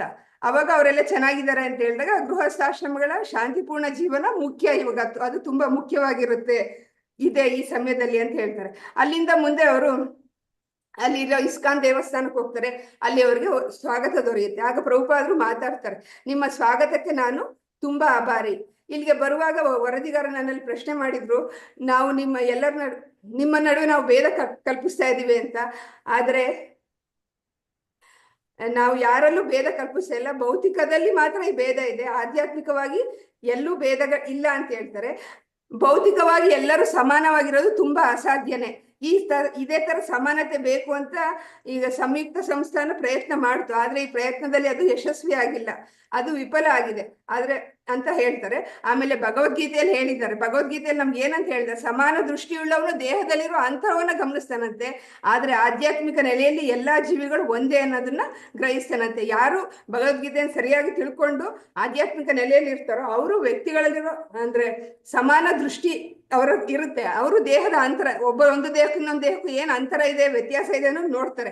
ಆದ್ರೆ ಆಧ್ಯಾತ್ಮಿಕವಾಗಿ ಎಲ್ಲರೂ ಒಂದೇ ಅನ್ನೋದನ್ನು ಸಹ ಅವರು ಗ್ರಹಿಸ್ತಾರೆ ಅಂತ ಅವ್ರು ಹೇಳ್ತಾರೆ. ಮುಂದುವರಿತಾ ಪ್ರಭುಪಾದರು ಹೇಳ್ತಾರೆ, ನಾವು ಆ ರೀತಿ ಭೇದ ಕಲ್ಪಿಸಿದ್ರೆ ನಾವು ಇಷ್ಟೊಂದು ದೇವಸ್ಥಾನ ಕಟ್ಟಿದ್ವಿ, ಅಲ್ಲಿ ಎಲ್ಲರೂ ಇಷ್ಟು ಸಂತೋಷದಿಂದ ಇದ್ದೀರಾ, ನೀವು ಆತರ ಇರೋದಕ್ಕೆ ಸಾಧ್ಯ ಆಗ್ತಾ ಇತ್ತಾ? ಆಧ್ಯಾತ್ಮಿಕ ನೆಲೆಯಲ್ಲಿ ನಾವು ಎಲ್ಲರೂ ಒಂದೇ ಅಂತ ಭಾವಿಸಿರೋದ್ರಿಂದಲೇ ನಾವು ಎಲ್ಲರನ್ನೂ ನಮ್ಮ ಶಿಷ್ಯರನ್ನಾಗಿ ಅಂತ ಆಹ್ವಾನ ಮಾಡ್ತೀವಿ. ನಾವು ಯಾರಿಗೂ ಬರಬೇಡಿ ಅಂತ ಹೇಳಲ್ಲ, ಎಲ್ಲರೂ ಸಮಾನರಾಗ್ಬೇಕು. ಅದಕ್ಕೋಸ್ಕರ ಎಲ್ಲರೂ ಆಧ್ಯಾತ್ಮಿಕ ನೆಲೆಗೆ ಬನ್ನಿ ಅಂತಾನೆ ನಾವು ಕೃಷ್ಣ ಪ್ರಜ್ಞೆಯಲ್ಲಿ ನಾವು ಕರಿತಾ ಇರೋದು. ಎಲ್ಲರೂ ಬರ್ಬೇಕು, ಎಲ್ಲರೂ ಕೃಷ್ಣ ಪ್ರಜ್ಞೆಯನ್ನು ಸಾಧಿಸಬೇಕು. ಹೀಗೆ ಭೌತಿಕವಾಗಿ ಹೀಗೆ ಮಾಡಲು ಸಾಧ್ಯ ಇಲ್ಲ. ಅದಕ್ಕೆ ಅವರು ಉದಾಹರಣೆಗಾಗಿ ಹೇಳ್ತಾರೆ. ನಿಮ್ಮಲ್ಲೇ ನೋಡಿ, ನೀವು ಉದಾಹರಣೆಗೆ ಕೊಟ್ಟು ಅವ್ರು ಹೇಳ್ತಾರೆ, ನಿಮ್ಮಲ್ಲೇ ಬಿಳಿಯರು ಮತ್ತು ಕರಿಯರು ಇಬ್ಬರಿಗೂ ಸಹ ಸಮಾನ ಹಕ್ಕುಗಳಿವೆ, ಅವಕಾಶ ಕೊಟ್ಟಿದ್ದೀರಾ ನೀವು. ಆದ್ರೇನು ನೀವು ಅಲ್ಲಿ ಪರಸ್ಪರ ಜಗಳ ಇದೆ. ಅವ್ರೇನಾದ್ರು ಶಾಂತಿ ನೆಮ್ಮದಿಯಿಂದ ಇದ್ದಾರಾ? ಇಲ್ಲ. ಅವರು ಜಗಳ ಆಡ್ತಾನೆ ಇದ್ದಾರೆ. ಎಲ್ಲಿವರೆಗೂ ನೀವು ಭೌತಿಕ ನೆಲೆಯಲ್ಲಿ ಇರ್ತೀರೋ ಅಲ್ಲಿವರೆಗೂ ಜಗಳ ಆಡೋದು ಇದ್ದೇ ಇರುತ್ತೆ. ಆದ್ರೂ ಜಗಳ ನಿಲ್ಲಕ್ ಸಾಧ್ಯನೇ ಇಲ್ಲ ಭೌತಿಕ ನೆಲೆಯಲ್ಲಿ. ಎಲ್ಲರೂ ಆಧ್ಯಾತ್ಮಿಕ ನೆಲೆಗೆ ಬಂದ್ರೆ ಮಾತ್ರ ಸಮಾನತೆ ಸಾಧಿಸಕ್ ಸಾಧ್ಯ ಆಗುತ್ತೆ ಅಂತ ಅವ್ರು ಹೇಳ್ತಾರೆ. ಅದನ್ನ ನೀವು ಸಮಾನತೆ ಸಾಧಿಸ್ಬೋದು, ಮತ್ತೆ ಶಾಂತಿನೂ ಸಹ ಅನುಭವಿಸ್ಬೋದು ಅಂತ ಹೇಳ್ತಾರೆ. ಅದಕ್ಕೆ ಉದಾಹರಣೆ ಇಲ್ಲೇ ನೋಡಿ, ನಿಮ್ ಕಣ್ಮುಂದೆನೆ ಇದೆ, ನಿಮ್ ಮುಂದೆನೆ ನೋಡಿ. ಅಲ್ಲಿರೋರೆಲ್ಲರೂ ಭಜನೆ ಮಾಡಿ ಕುಣಿತಾ ಇದ್ದಾರೆ. ಆದ್ರೆ ಅವರಲ್ಲಿ ಕಳಿಯರು ಇದ್ದಾರೆ, ಬಿಳಿಯರು ಇದ್ದಾರೆ, ವೃದ್ಧರು ಇದ್ದಾರೆ, ತರುಣರು ಇದ್ದಾರೆ, ತರುಣಿಯರು ಇದ್ದಾರೆ. ಆದ್ರೆ ಅವರಲ್ಲಿ ಭೇದ ಇಲ್ಲ, ಎಲ್ಲರೂ ನರ್ತನದಲ್ಲಿ ಮಗ್ನರಾಗಿದ್ದಾರೆ. ಹಾಗಂತ ಇವ್ರು ಕೃತಕವಾಗಿ ಕುಣಿತಾ ಇದ್ದಾರಾ? ಇಲ್ಲ, ಅವರು ಆಧ್ಯಾತ್ಮಿಕವಾಗಿರೋದ್ರಿಂದನೇ ಆ ತರ ಆನಂದ ಅನುಭವಿಸಕ್ಕೆ ಸಾಧ್ಯ ಆಗ್ತಾ ಇದೆ ಅಂತ ಅವ್ರ ಕಣ್ಮುಂದೆನೆ ಉದಾಹರಣೆ ಸಹಿತ ಅವರು ಹೇಳ್ತಾರೆ. ಅದಾದ್ಮೇಲೆ ರವೀಂದ್ರ ಸ್ವರೂಪ ಅನ್ನೋರು ಪ್ರಶ್ನೆ ಮಾಡ್ತಾರೆ, ಸಂಶಯವಾದಿಗಳನ್ನು ಎದುರಿಸುವ ಸಮರ್ಪಕ ಮಾರ್ಗ ಯಾವುದು ಅಂತ ಪ್ರಭುಪಾದರನ್ನು ಪ್ರಶ್ನೆ ಮಾಡ್ತಾರೆ. ಅವಾಗ ಪ್ರಭುಪಾದರು ಹೇಳ್ತಾರೆ, ಸಂಶಯ ಅನ್ನೋದೇ ಒಂದು ಕತ್ತೆಗಳ ವಾದ ಇದ್ದಂತೆ. ಅದರಿಂದ ಆ ವಿಷಯದ ಬಗ್ಗೆ ನಾವು ಸಂವಾದ ಮಾಡದೆ ವೇಸ್ಟ್, ಅವಶ್ಯಕತೆ ಇಲ್ಲ, ಮಾಡೋ ಅವಶ್ಯಕತೆನೇ ಇಲ್ಲ. ನಾವು ಸಂವಾದ ಯಾರೊಂದಿಗೆ ಮಾಡಕ್ ಸಾಧ್ಯ? ಪ್ರಜ್ಞೆ ಇರೋರೊಂದಿಗೆ ಮಾತ್ರ ನಾವು ಈ ತರ ಸಂವಾದ ಮಾಡ್ಬೋದು, ಅವರೊಂದಿಗೆ ಮಾತ್ರ ನಮ್ಮ ಸಂಬಂಧ ಇರೋದು. ಈ ಸಂಶಯವಾದಿಗಳು, ನಂಬಿಕೆ ಇಲ್ಲದೆ ಇರೋರಿಗೆ ಯಾವುದೇ ವಿಷಯವನ್ನು ಹೇಳಿ ಸಹ ಏನು ಪ್ರಯೋಜನ ಇಲ್ಲ ಅಂತ ಅವ್ರು ಹೇಳ್ತಾರೆ. ಅವಾಗ ರವೀಂದ್ರ ಸ್ವರೂಪ ಅವ್ರ ಹಂಗಿದ್ರೆ ಬರೀ ನಿರಾಶವಾದನ ಅಂತಾರೆ. ಅದಕ್ಕೆ ಪ್ರಭುಪಾದರು ಹೇಳ್ತಾರೆ, ಯಾಕೆ ನಿರಾಶರಾಗಬೇಕು? ಎಲ್ಲರೂ ಆಧ್ಯಾತ್ಮಿಕ ನೆಲೆಗೆ ಬನ್ನಿ, ಆನಂದ ಪಡೆಯಿರಿ ಅಂತಾನೆ ನಾವು ಹೇಳ್ತಾ ಇರೋದು. ಹಾಗೆ ಮಾಡಿದಾಗ ಮಾತ್ರ ಎಲ್ಲ ನಿರಾಶೆಯಿಂದ ಮುಕ್ತ ಆಗಕ್ಕೆ ನಮಗೆ ಸಾಧ್ಯ ಆಗುತ್ತೆ. ಈ ವಿಷಯದಲ್ಲಿ ಸಂಶಯ ಬೇಡ. ಪ್ರಭುಪಾದರು ಹೇಳ್ತಾರೆ, ನಾವು ಎಲ್ಲ ಪತಿತರನ್ನು ಉದ್ಧಾರ ಮಾಡಕ್ಕೋಸ್ಕರನೇ ನಾವು ಬಂದಿರೋದು. ಅದೇ ನಮ್ಮ ಉದ್ದೇಶ ಆಗಿದೆ. ನಮ್ಮ ಚಳುವಳಿಯ ಗುರಿಯೂ ಸಹ ಅದೇ. ಆತ್ಮದ ಸ್ವರೂಪ ಅನ್ನೋದೇನು? ಆತ್ಮದ ಸ್ವರೂಪ ಅನ್ನೋದೇ ಆನಂದ, ಆನಂದಮಯೋ ಅಭ್ಯಾಸ ಅನ್ನಂಗೆ. ಆತ್ಮದ ಸ್ವರೂಪ ಯಾವಾಗ್ಲೂ ಆನಂದನೇ ಆಗಿರುತ್ತೆ. ಅಲ್ಲಿ ನಿರಾಶೆ ಅನ್ನೋದೇ ಪ್ರಶ್ನೆನೇ ಇಲ್ಲ. ಆದ್ರಿಂದ ಅದಕ್ಕೆ ಉದಾಹರಣೆನೂ ಹೇಳ್ತಾರೆ ನೋಡಿ. ಅಲ್ಲಿ ನಿಮ್ ಮುಂದೆನೇ ಇದೆ ಕೃಷ್ಣನ ಪಟ ನೋಡಿ, ಅದ್ರ ಮುಖ ಹೆಂಗಿದೆ, ಕೃಷ್ಣನ ಮುಖ ಯಾವ ತರ ಇದೆ, ಅಲ್ಲಿರೋ ಗೋಪಾಲಕರ ಮುಖ ನೋಡಿ. ಅವರೆಲ್ಲರೂ ಆನಂದದಿಂದ ಇದ್ದಾರೆ. ಯಾಕೆ ಆನಂದದಿಂದ ಇದ್ದಾರೆ? ಅವರೆಲ್ಲರೂ ಕೃಷ್ಣನ್ ಜೊತೆ ಇದ್ದಾರೆ, ಆದ್ರಿಂದ ಆನಂದವಾಗಿದ್ದಾರೆ. ಅಲ್ಲಿ ನಿರಾಶೆಗೆ ಅವಕಾಶನೇ ಇಲ್ಲ. ಆದ್ರಿಂದಾನೇ ನಾವು ಕರಿತಾ ಇರೋದು, ಎಲ್ಲರೂ ಆಧ್ಯಾತ್ಮಿಕ ನೆಲೆಗೆ ಬನ್ನಿ, ಅಲ್ಲಿ ಆನಂದಮಯ ಕೃಷ್ಣನ ಕಡೆಗೆ ಬನ್ನಿ, ಅವನೊಡನೆ ಊಟ ಮಾಡಿ, ಅವನೊಡನೆ ಆಟ ಆಡಿ, ಅವನ ಬೋಧನೆಯನ್ನು ಕೇಳಿ. ಇಲ್ಲಿ ನಿರಾಶವಾದಕ್ಕೆ ಅವಕಾಶನೇ ಇಲ್ಲ. ಇಲ್ಲಿ ಕೃಷ್ಣನ ಹತ್ರಕ್ಕೆ ಬನ್ನಿ, ಬೃಂದಾವನಕ್ಕೆ ಬನ್ನಿ. ಅಲ್ಲಿ ಕೃಷ್ಣ ಹೇಗೆ ಸಂತೋಷವಾಗಿರ್ಬೇಕು ಅನ್ನೋದನ್ನ ಎಲ್ಲರಿಗೂ ತೋರಿಸ್ತಾನೆ. ಇದು ಕೃಷ್ಣನ ಆಹ್ವಾನ. ಎಲ್ಲರೂ ನಾನು ಅವನ ಹತ್ರಕ್ಕೆ ಬರ್ಲಿ ಅನ್ನೋದೇ ಕೃಷ್ಣನ ಆಹ್ವಾನ ಅಂತ ಇಲ್ಲಿ ಹೇಳ್ತಾರೆ. ಈಗ ಹೇಳಿ ಪ್ರಭುಪಾದರು ಅವರ ಅಂದಿನ ಪ್ರವಚನವನ್ನ ಮುಕ್ತಾಯ ಮಾಡ್ತಾರೆ. ಶ್ರೀಲ ಪ್ರಭುಪಾದರಿಗೆ ಹೇಳ್ತಾರೆ, ನಿರಾಶೆ ಅಥವಾ ಸಂಶಯಗಳಿಗೆ ಜಾಗ ಇಲ್ಲ ಅಂತ. ಪ್ರಮುಖವಾಗಿ ಅವ್ರು ಪ್ರಭುಪಾದರು ಬಂದಿದ್ದು ಫಿಲಿಡೆಲ್ಫಿಯಾದಲ್ಲಿ ರಥಯಾತ್ರೆಗೋಸ್ಕರ. ಅಲ್ಲಿ ರಥಯಾತ್ರೆ 1970ರಿಂದನೂ ನಡೀತಾ ಇರುತ್ತೆ. ಆದ್ರೆ ಅಲ್ಲಿ 70ರಿಂದನೂ ನಡೀತಾ ಇದ್ದು ಚಿಕ್ಕ ಚಿಕ್ಕ ಮೂರ್ತಿಗಳನ್ನಿಟ್ಟು ರಥಯಾತ್ರೆ ಮಾಡ್ತಾ ಇರ್ತಾರೆ. ಮೊದಲಿಗೆ ತುಂಬಾ ಚಿಕ್ಕ ಮೂರ್ತಿ ಇರುತ್ತೆ, ಆಮೇಲೆ ಒಂದು ಅಡಿ ಎತ್ತರದ ಮೂರ್ತಿ ಇಟ್ಟು ರಥಯಾತ್ರೆ ಮಾಡಿರ್ತಾರೆ. ಆಮೇಲೆ ನಿಜವಾದ ರಥನೇ ಇಟ್ಟು ಯಾತ್ರೆ ಮಾಡಿ ಅಂತ ಹೇಳಿರ್ತಾರೆ. ಅದನ್ನು ಸಹ ಮಾಡಿರ್ತಾರೆ. ಆದ್ರೆ ಈಗ 1970ರಲ್ಲಿ ಪ್ರಭುಪಾದರು ಅಲ್ಲಿಗೆ ಬಂದಿರ್ತಾರೆ. ಅವಾಗ ಅಲ್ಲಿ ಜನರೆಲ್ಲ ಆಶಯ ಆಗಿರುತ್ತೆ, ತುಂಬಾ ದೊಡ್ಡದಾಗಿ ಪ್ರಭುಪಾದರು ಬಂದಿದ್ದಾರೆ, ವಿಜೃಂಭಣೆಯಿಂದ ರಥಯಾತ್ರೆ ಮಾಡಬೇಕು ಅಂತ. ಹಾಗೆ ಪ್ರಭುಪಾದರು ರಥಯಾತ್ರೆ ಮಾಡಕ್ಕೆ ಅಂತ ನಗರಕ್ಕೆ ಬರ್ತಾರೆ. ರಥಯಾತ್ರೆ ನಡೆಯೋ ಸಮಯಕ್ಕೆ ಸರಿಯಾಗಿ ಜೋರು ಮಳೆ ಶುರುವಾಗುತ್ತೆ. ಈ ಮಳೆ ಹೆಂಗ್ ಶುರುವಾಗಿತ್ತು ಅಂದ್ರೆ, ರಥಯಾತ್ರೆ ಹಿಂದಿನ ದಿನದವರೆಗೂ ಸಹ ಮಳೆ ಹಂಗೆ ಸುರಿತಾನೇ ಇರುತ್ತಂತೆ, ಒಂದೇ ಸಮ ನಿಲ್ಲದೇ ಇಲ್ಲ. ರಥಯಾತ್ರೆ ದಿನನೂ ಸಹ ಮಳೆ ನಿಂತಿರುತ್ತೆ, ಆದ್ರೆ ಕಪ್ಪು ಮೋಡ ಹಂಗೆ ಇರುತ್ತೆ. ಅಲ್ಲಿ ರಥಯಾತ್ರೆ ಪ್ರಾರಂಭ ಆಗುತ್ತೆ. ವಾಲ್ನಟ್ ಸ್ಟ್ರೀಟ್ ಅಲ್ಲಿ ರಥಯಾತ್ರೆ ಬರುತ್ತೆ. ಅಲ್ಲಿಂದ 11ನೇ ಬೀದಿಗೆ ಬಂದಾಗ ಜಗನ್ನಾಥ ರಥಯಾತ್ರೆ ಹತ್ರ ಇವರು ಇನ್ನೊಂದು ಕಡೆಯಿಂದ ಅಪೋಸಿಟ್ ಡೈರೆಕ್ಷನ್ ಇಂದ ಪ್ರಭುಪಾದರು ಒಂದು ಗುಂಪಿನ ಜೊತೆ ಬಂದು ರಥಯಾತ್ರೆನ ಸೇರ್ಕೊಂತಾರೆ. ಅವಾಗ 2 ಗುಂಪು ಸೇರಿ ಜೋರಾಗಿ ಕೀರ್ತನೆ ಮಾಡಕ್ ಶುರು ಮಾಡ್ತಾರೆ. ಅವ್ರ ಕೀರ್ತನೆ ಆಕಾಶದ ಎತ್ತರಕ್ಕೆ ಕೇಳ್ತಾ ಇದೆಯೇನೋ ಅನ್ನೋಷ್ಟು ಇರುತ್ತೆ. ಆ ತರ ಅಲ್ಲಿ ರಥ ಬಂದಾಗ ಅವರು ಇಬ್ರು ಕೀರ್ತನೆ ಮಾಡ್ತಾರೆ. ಅದು ದೊಡ್ಡದಾಗಿ ಆಕಾಶದ ಹತ್ರ ಕೇಳೋಂಗೆ ಕೀರ್ತನೆಯನ್ನು ಮಾಡ್ತಾರೆ. ಅವಾಗ ಪ್ರಭುಪಾದರು ರಥಯಾತ್ರೆ ಮುಂದೆ ಬಂದ ತಕ್ಷಣ ಮೊಳಕಾಲೂರಿ ನೆಲದ ಮೇಲೆ ಅಂದ್ರೆ ರೋಡಿನಲ್ಲೇ ಜಗನ್ನಾಥನಿಗೆ ನಮಸ್ಕಾರ ಮಾಡ್ತಾರೆ. ಆಮೇಲೆ ರಥನು ತುಂಬಾ ಅದ್ಭುತವಾಗಿರುತ್ತೆ. ಆ ರಥದ ವರ್ಣನೆಯನ್ನು ನೀವು ಓದುವಾಗ ಕೇಳಿದ್ರಿ. ವಜ್ರಾಕೃತಿ ವೃತ್ತಾಕಾರದ ಕನ್ನಡಿಗಳಿಂದ ಅಲಂಕೃತವಾದ ಅದ್ಭುತವಾದ ರಥ ಆಗಿರುತ್ತೆ. ಅದರ ರಥದ ಚಕ್ರಗಳೇ ಸಹ ಎಲ್ಲರನ್ನು ಆಕರ್ಷಿಸುವಂತಿರುತ್ತೆ. ಆಗ ಪ್ರಭುಪಾದರು ಜಗನ್ನಾಥನಿಗೆ ನಮಸ್ಕಾರ ಮಾಡಿ ರಥವನ್ನು ಏರಿ ಮೂರ್ತಿಯ ಪಾದದ ಹತ್ರ ಕೂತ್ಕೊಂತಾರೆ. ಕೂತ್ಕೊಂಡ ತಕ್ಷಣ ಮೋಡಗಳೆಲ್ಲ ಸರಿದು ಸೂರ್ಯ ಪ್ರಕಾಶವಾಗಿ ಸೂರ್ಯ ಬರ್ತಾನೆ ಆಚೆಗೆ. ಅವಾಗ ಎಲ್ಲ ಕಡೆ ಬೆಳಕಾಗುತ್ತೆ. ಅವಾಗ ಜನರೆಲ್ಲ ತುಂಬಾ ಉತ್ಸಾಹ ಭರಿತರಾಗಿ ರಥಯಾತ್ರೆಯಲ್ಲಿ ಭಾಗವಹಿಸಿ ಕೀರ್ತನ ಮಾಡಕ್ ಶುರು ಮಾಡ್ತಾರೆ. ಇದೇ ತರ ಒಬ್ಬೊಬ್ರು ಜನ ಬಂದು ಸೇರ್ತಾರೆ. ರಥ ಸಿಟಿ ಹಾಲ್ ತಲುಪೋಷ್ಟರಲ್ಲಿ ಭಕ್ತಾದಿಗಳ ಗಾಯನನೇ ಎಲ್ಲಾ ಕಡೆ ತುಂಬಿಕೊಳ್ಳುತ್ತೆ. ಎಲ್ಲಾ ಕಡೆ ಅದು ಜೋರಾಗಿ ಕೇಳಿಸ್ತಾ ಮುಂದೆ ಹೋಗಕ್ ಶುರುವಾಗುತ್ತೆ. ಆ ರಥಯಾತ್ರೆ ರಥದಲ್ಲಿ ಅವ್ರು ಮಾಡ್ತಾ ಇರೋ ಕೀರ್ತನ ಧ್ವನಿ ಹೆಂಗಿರುತ್ತೆ, ದೊಡ್ಡ ದೊಡ್ಡ ಕಟ್ಟಡಗಳು ಇರ್ತಲ್ಲ ಅದಕ್ಕಿಂತ ಬಡ್ದು ಪ್ರತಿಧ್ವನಿಸಕ್ ಶುರುವಾಗುತ್ತೆ. ಅಷ್ಟು ವೈಭವವಾದ ರಥಯಾತ್ರೆ ಫಿಲಿಡೆಲ್ಫಿಯಾದಲ್ಲಿ ಹಿಂದೆ ಯಾವತ್ತೂ ನಡೆದಿರಲಿಲ್ಲ. ಅಲ್ಲಿ ಅದೇನು ಫಿಲಿಡೆಲ್ಫಿಯಾ ನಗರ ಅನ್ನೋದು ಬರೀ ಕ್ರಿಶ್ಚಿಯನ್ ಮೂಲಭೂತವಾದಿಗಳ ಒಂದು ಜಾಗ ಆಗಿರುತ್ತೆ. ಅಲ್ಲಿ ಎಲ್ಲಾ ಕಡೆ ಬರೀ ಕ್ರಿಶ್ಚಿಯನ್ ಬೋರ್ಡ್ಗಳು ಇರ್ತವೆ. ಆ ಬೋರ್ಡ್ಗಳಿದ್ರೇನು ಆ ಬೋರ್ಡ್ಗಳು ಈ ರಥಯಾತ್ರೆ ಉತ್ಸಾಹ ಇವರ ಕೀರ್ತನೆ ಗಾಯನದ ಮುಂದೆ ಅದು ಸಹ ಮಂಕಾಗಿ ಕಾಣುತ್ತೆ. ಅದು ಯಾರು ಕಣ್ಣಿಗೆ ಕಾಣದೇ ಇಲ್ಲ, ಆ ತರ ಅನ್ಸಕ್ ಶುರುವಾಗುತ್ತೆ ಇವರ ಗಾಯನ ನರ್ತನದ ಮುಂದೆ. ಆ ಬ್ಯಾನರ್ಗಳೆಲ್ಲ ತುಂಬಾ ಸಪ್ಪೆ ಅನ್ಸುತ್ತೆ. ಆ ತರ ಇವರ ಕೀರ್ತನ ಗಾಯನದೊಂದಿಗೆ ರಥಯಾತ್ರೆ ಮುಂದುವರಿಯುತ್ತೆ. ಆವಾಗ ಆ ಕ್ಷಣದಲ್ಲಿ ಆ ರಥಯಾತ್ರೆ ಹಂಗೆ ನಡೀತಾ ಇರುವಾಗ ಪ್ರಭುಪಾದ್ರನ್ನ ಆ ರಥದಲ್ಲಿ ಕೂತಿದ್ದಾಗ ಒಬ್ಬ ಭಕ್ತರು ಪ್ರಶ್ನೆ ಮಾಡ್ತಾರೆ, ಪ್ರಭುಪಾದ್ರೆ ಏನ್ ಅನ್ನಿಸ್ತಾ ಇದೆ ನಿಮ್ಗೆ ರಥಯಾತ್ರೆ ಈ ತರ ನಡೀತಾ ಇರೋದು ಅಂತ ಪ್ರಶ್ನೆ ಮಾಡ್ತಾರೆ. ಅವಾಗ ಪ್ರಭುಪಾದ್ರು ಹೇಳ್ತಾರೆ, ಅಮೆರಿಕದ ವೈಷ್ಣವರು ಈಗ ಪಶ್ಚಿಮದಲ್ಲಿ ನೆಲೆಸಿದ್ದಾರೆ ಎಂದು ಭಾವಿಸುತ್ತೇನೆ. ಅಂದ್ರೆ ಆ ಕಡೆ ಕೃಷ್ಣ ಪ್ರಜ್ಞೆ ಪ್ರಚಾರ ಚೆನ್ನಾಗಿರುತ್ತೆ. ಈಗ ಆ ಕಡೆಯಿಂದ ಈ ಕಡೆ ಕೃಷ್ಣ ಪ್ರಜ್ಞೆ ಅನ್ನೋದು ಈ ಬಂದು ನೆಲೆಸ್ತಾ ಇದೆ, ಇಲ್ಲಿ ನಡೀತಾ ಇದೆ ಚೆನ್ನಾಗಿ ಅಂತ ಪ್ರಭುಪಾದರು ಖುಷಿಯಾಗಿ ಉತ್ತರ ಕೊಡ್ತಾರೆ. ರಥಯಾತ್ರೆ ಆದ ತಕ್ಷಣ ಅಲ್ಲಿ ಫಿಲಿಡೆಲ್ಫಿಯಾ ಜನರನ್ನು ಉದ್ದೇಶಿಸಿ ಅವರು ಮಾತುಗಳನ್ನು ಸಹ ಆಡ್ತಾರೆ. ಅವಾಗ ಅವರು ತುಂಬಾ ಕೃತಜ್ಞತೆ ಹೇಳ್ತಾರೆ ಫಿಲಿಡೆಲ್ಫಿಯಾ ಜನತೆಗೆ. ನಾನು ನಿಮ್ಗೆಲ್ಲ ತುಂಬಾ ಕೃತಜ್ಞನಾಗಿದ್ದೇನಪ್ಪ, ಇದು ತುಂಬಾ ಚೆನ್ನಾಗಾಯ್ತು ರಥಯಾತ್ರೆ ಅಂತ ಹೇಳಿ ನೀವೆಲ್ಲ ಉತ್ಸಾಹದಿಂದ ಭಾಗವಹಿಸಿದ್ರಿ ರಥಯಾತ್ರೆಗೆ, ನಿಮಗೆಲ್ಲ ಧನ್ಯವಾದಗಳು. ಅದರಲ್ಲೂ ವಿಶೇಷವಾಗಿ ಅಮೆರಿಕನ್ ಹುಡುಗ ಹುಡುಗಿಯರಿಗೆ ನಾನು ಉಪಕೃತ. ಇದಕ್ಕೆ ಕಾರಣ ಏನಪ್ಪಾ ಅಂದ್ರೆ ಈ ದೇಶದಲ್ಲಿ ಪಾಶ್ಚಾತ್ಯ ದೇಶದಲ್ಲಿ ಕೃಷ್ಣ ಪ್ರಜ್ಞಾ ಆಂದೋಲನವನ್ನು ಪ್ರಚಾರ ಮಾಡಕ್ಕೆ ಅವ್ರು ನನಗೆ ತುಂಬಾ ಸಹಾಯ ಮಾಡ್ತಾ ಇದ್ದಾರೆ ಅಂತ ಪ್ರಭುಪಾದರು ಅವ್ರಿಗೆ ತುಂಬಾ ಕೃತಜ್ಞ, ನಾನು ಉಪಕೃತ ಅಂತೆಲ್ಲ ಹೇಳ್ತಾರೆ. ಆಮೇಲೆ ಪ್ರಭುಪಾದರು ಭಾಷಣದಲ್ಲಿ ಪ್ರತಿಯೊಂದು ಜೀವಿಯು ಅಮರ ಅನ್ನೋದನ್ನ ಹೇಗೆ ಅಂತ ವಿವರಿಸ್ತಾರೆ. ನಾವು ಈ ಭೌತಿಕ ಜಗತ್ತಿನಲ್ಲಿ ನಾವು ಈ ದೇಹ ಸ್ವೀಕರಿಸೋದ್ರಿಂದ ನಮ್ಗೆ ಅನೇಕ ಉಪಾಧಿಗಳಿವೆ. ನಾವು ಹುಟ್ತೀವಿ, ಸಾಯ್ತೀವಿ, ಅಥವಾ ದೊಡ್ಡವರಾಗ್ತೀವಿ, ಸಣ್ಣವರಾಗ್ತೀವಿ, ಎಲ್ಲ ಈ ಎಲ್ಲ ಉಪಾಧಿಗಳಿದೆ. ಆದ್ರೆ ಮನುಷ್ಯ ಶರೀರ ಸ್ವೀಕರಿಸಿದ್ಮೇಲೆ ನಾವು ಜೀವಾತ್ಮ ಆಗಿರ್ತೀವಲ್ಲ, ನಮ್ಮೊಳಗಿರೋ ಜೀವಾತ್ಮಕ್ಕೆ ಎರಡು ಆಯ್ಕೆ ಇದೆ. ಒಂದು, ನಾವು ಈ ಭೌತಿಕ ಪ್ರಪಂಚದಲ್ಲೇ ಸಿಲುಕೋಬೇಕಾ ಅಥವಾ ಆಧ್ಯಾತ್ಮಿಕ ಪ್ರಪಂಚಕ್ಕೆ ಹಿಂದಿರುಗ್ಬೇಕಾ ಅಂತ. ನಾವು ಎಲ್ಲಿವರೆಗೂ ಭೌತಿಕ ಜೀವನದಲ್ಲೇ ಸ್ವೀಕಾರ ಮಾಡ್ತೀವಿ ಅಂತ ಇಚ್ಛೆ ಪಡ್ತೀವೋ ಅಲ್ಲಿವರೆಗೂ ನಾವು ಏನಾಗುತ್ತೆ, ಭೌತಿಕವಾಗಿ ಒಂದು ದೇಹದಿಂದ ಇನ್ನೊಂದು ದೇಹಕ್ಕೆ, ಇನ್ನೊಂದು ದೇಹದಿಂದ ಇನ್ನೊಂದು ದೇಹಕ್ಕೆ ಇದೇ ತರ ನಾವು ಅಲ್ದಾಡ್ಬೇಕಾಗಿರುತ್ತೆ.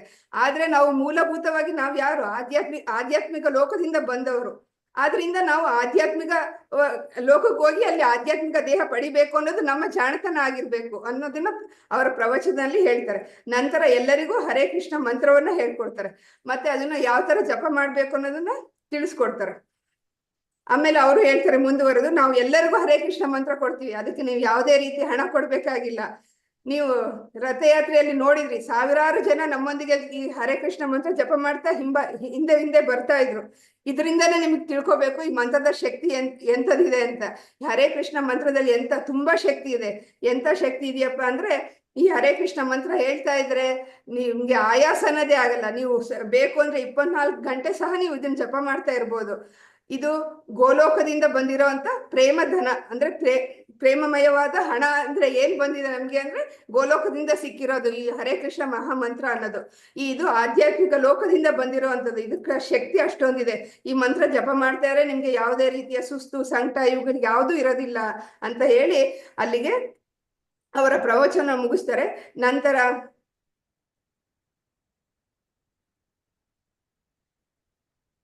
ಆ ರಥಯಾತ್ರೆಗೋಸ್ಕರ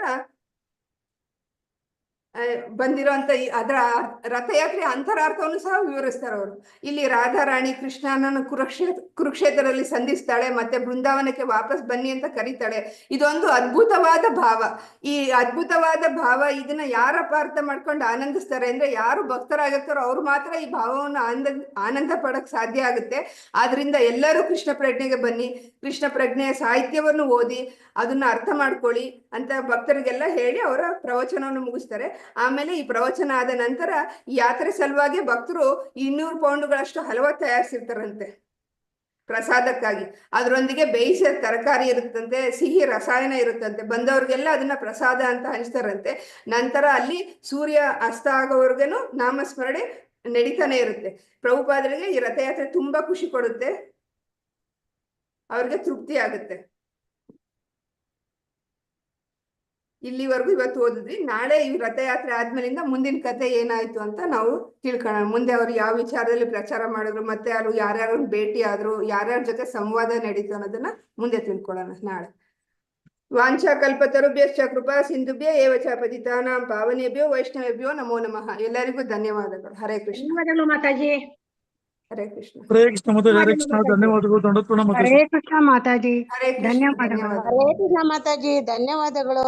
ಹರೇ ಕೃಷ್ಣ. ಧನ್ಯವಾದಗಳು.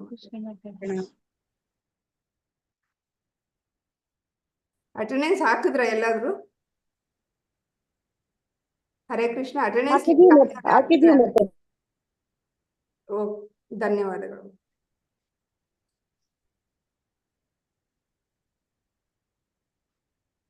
ಧನ್ಯವಾದಗಳು ಮಾತಾಜಿ.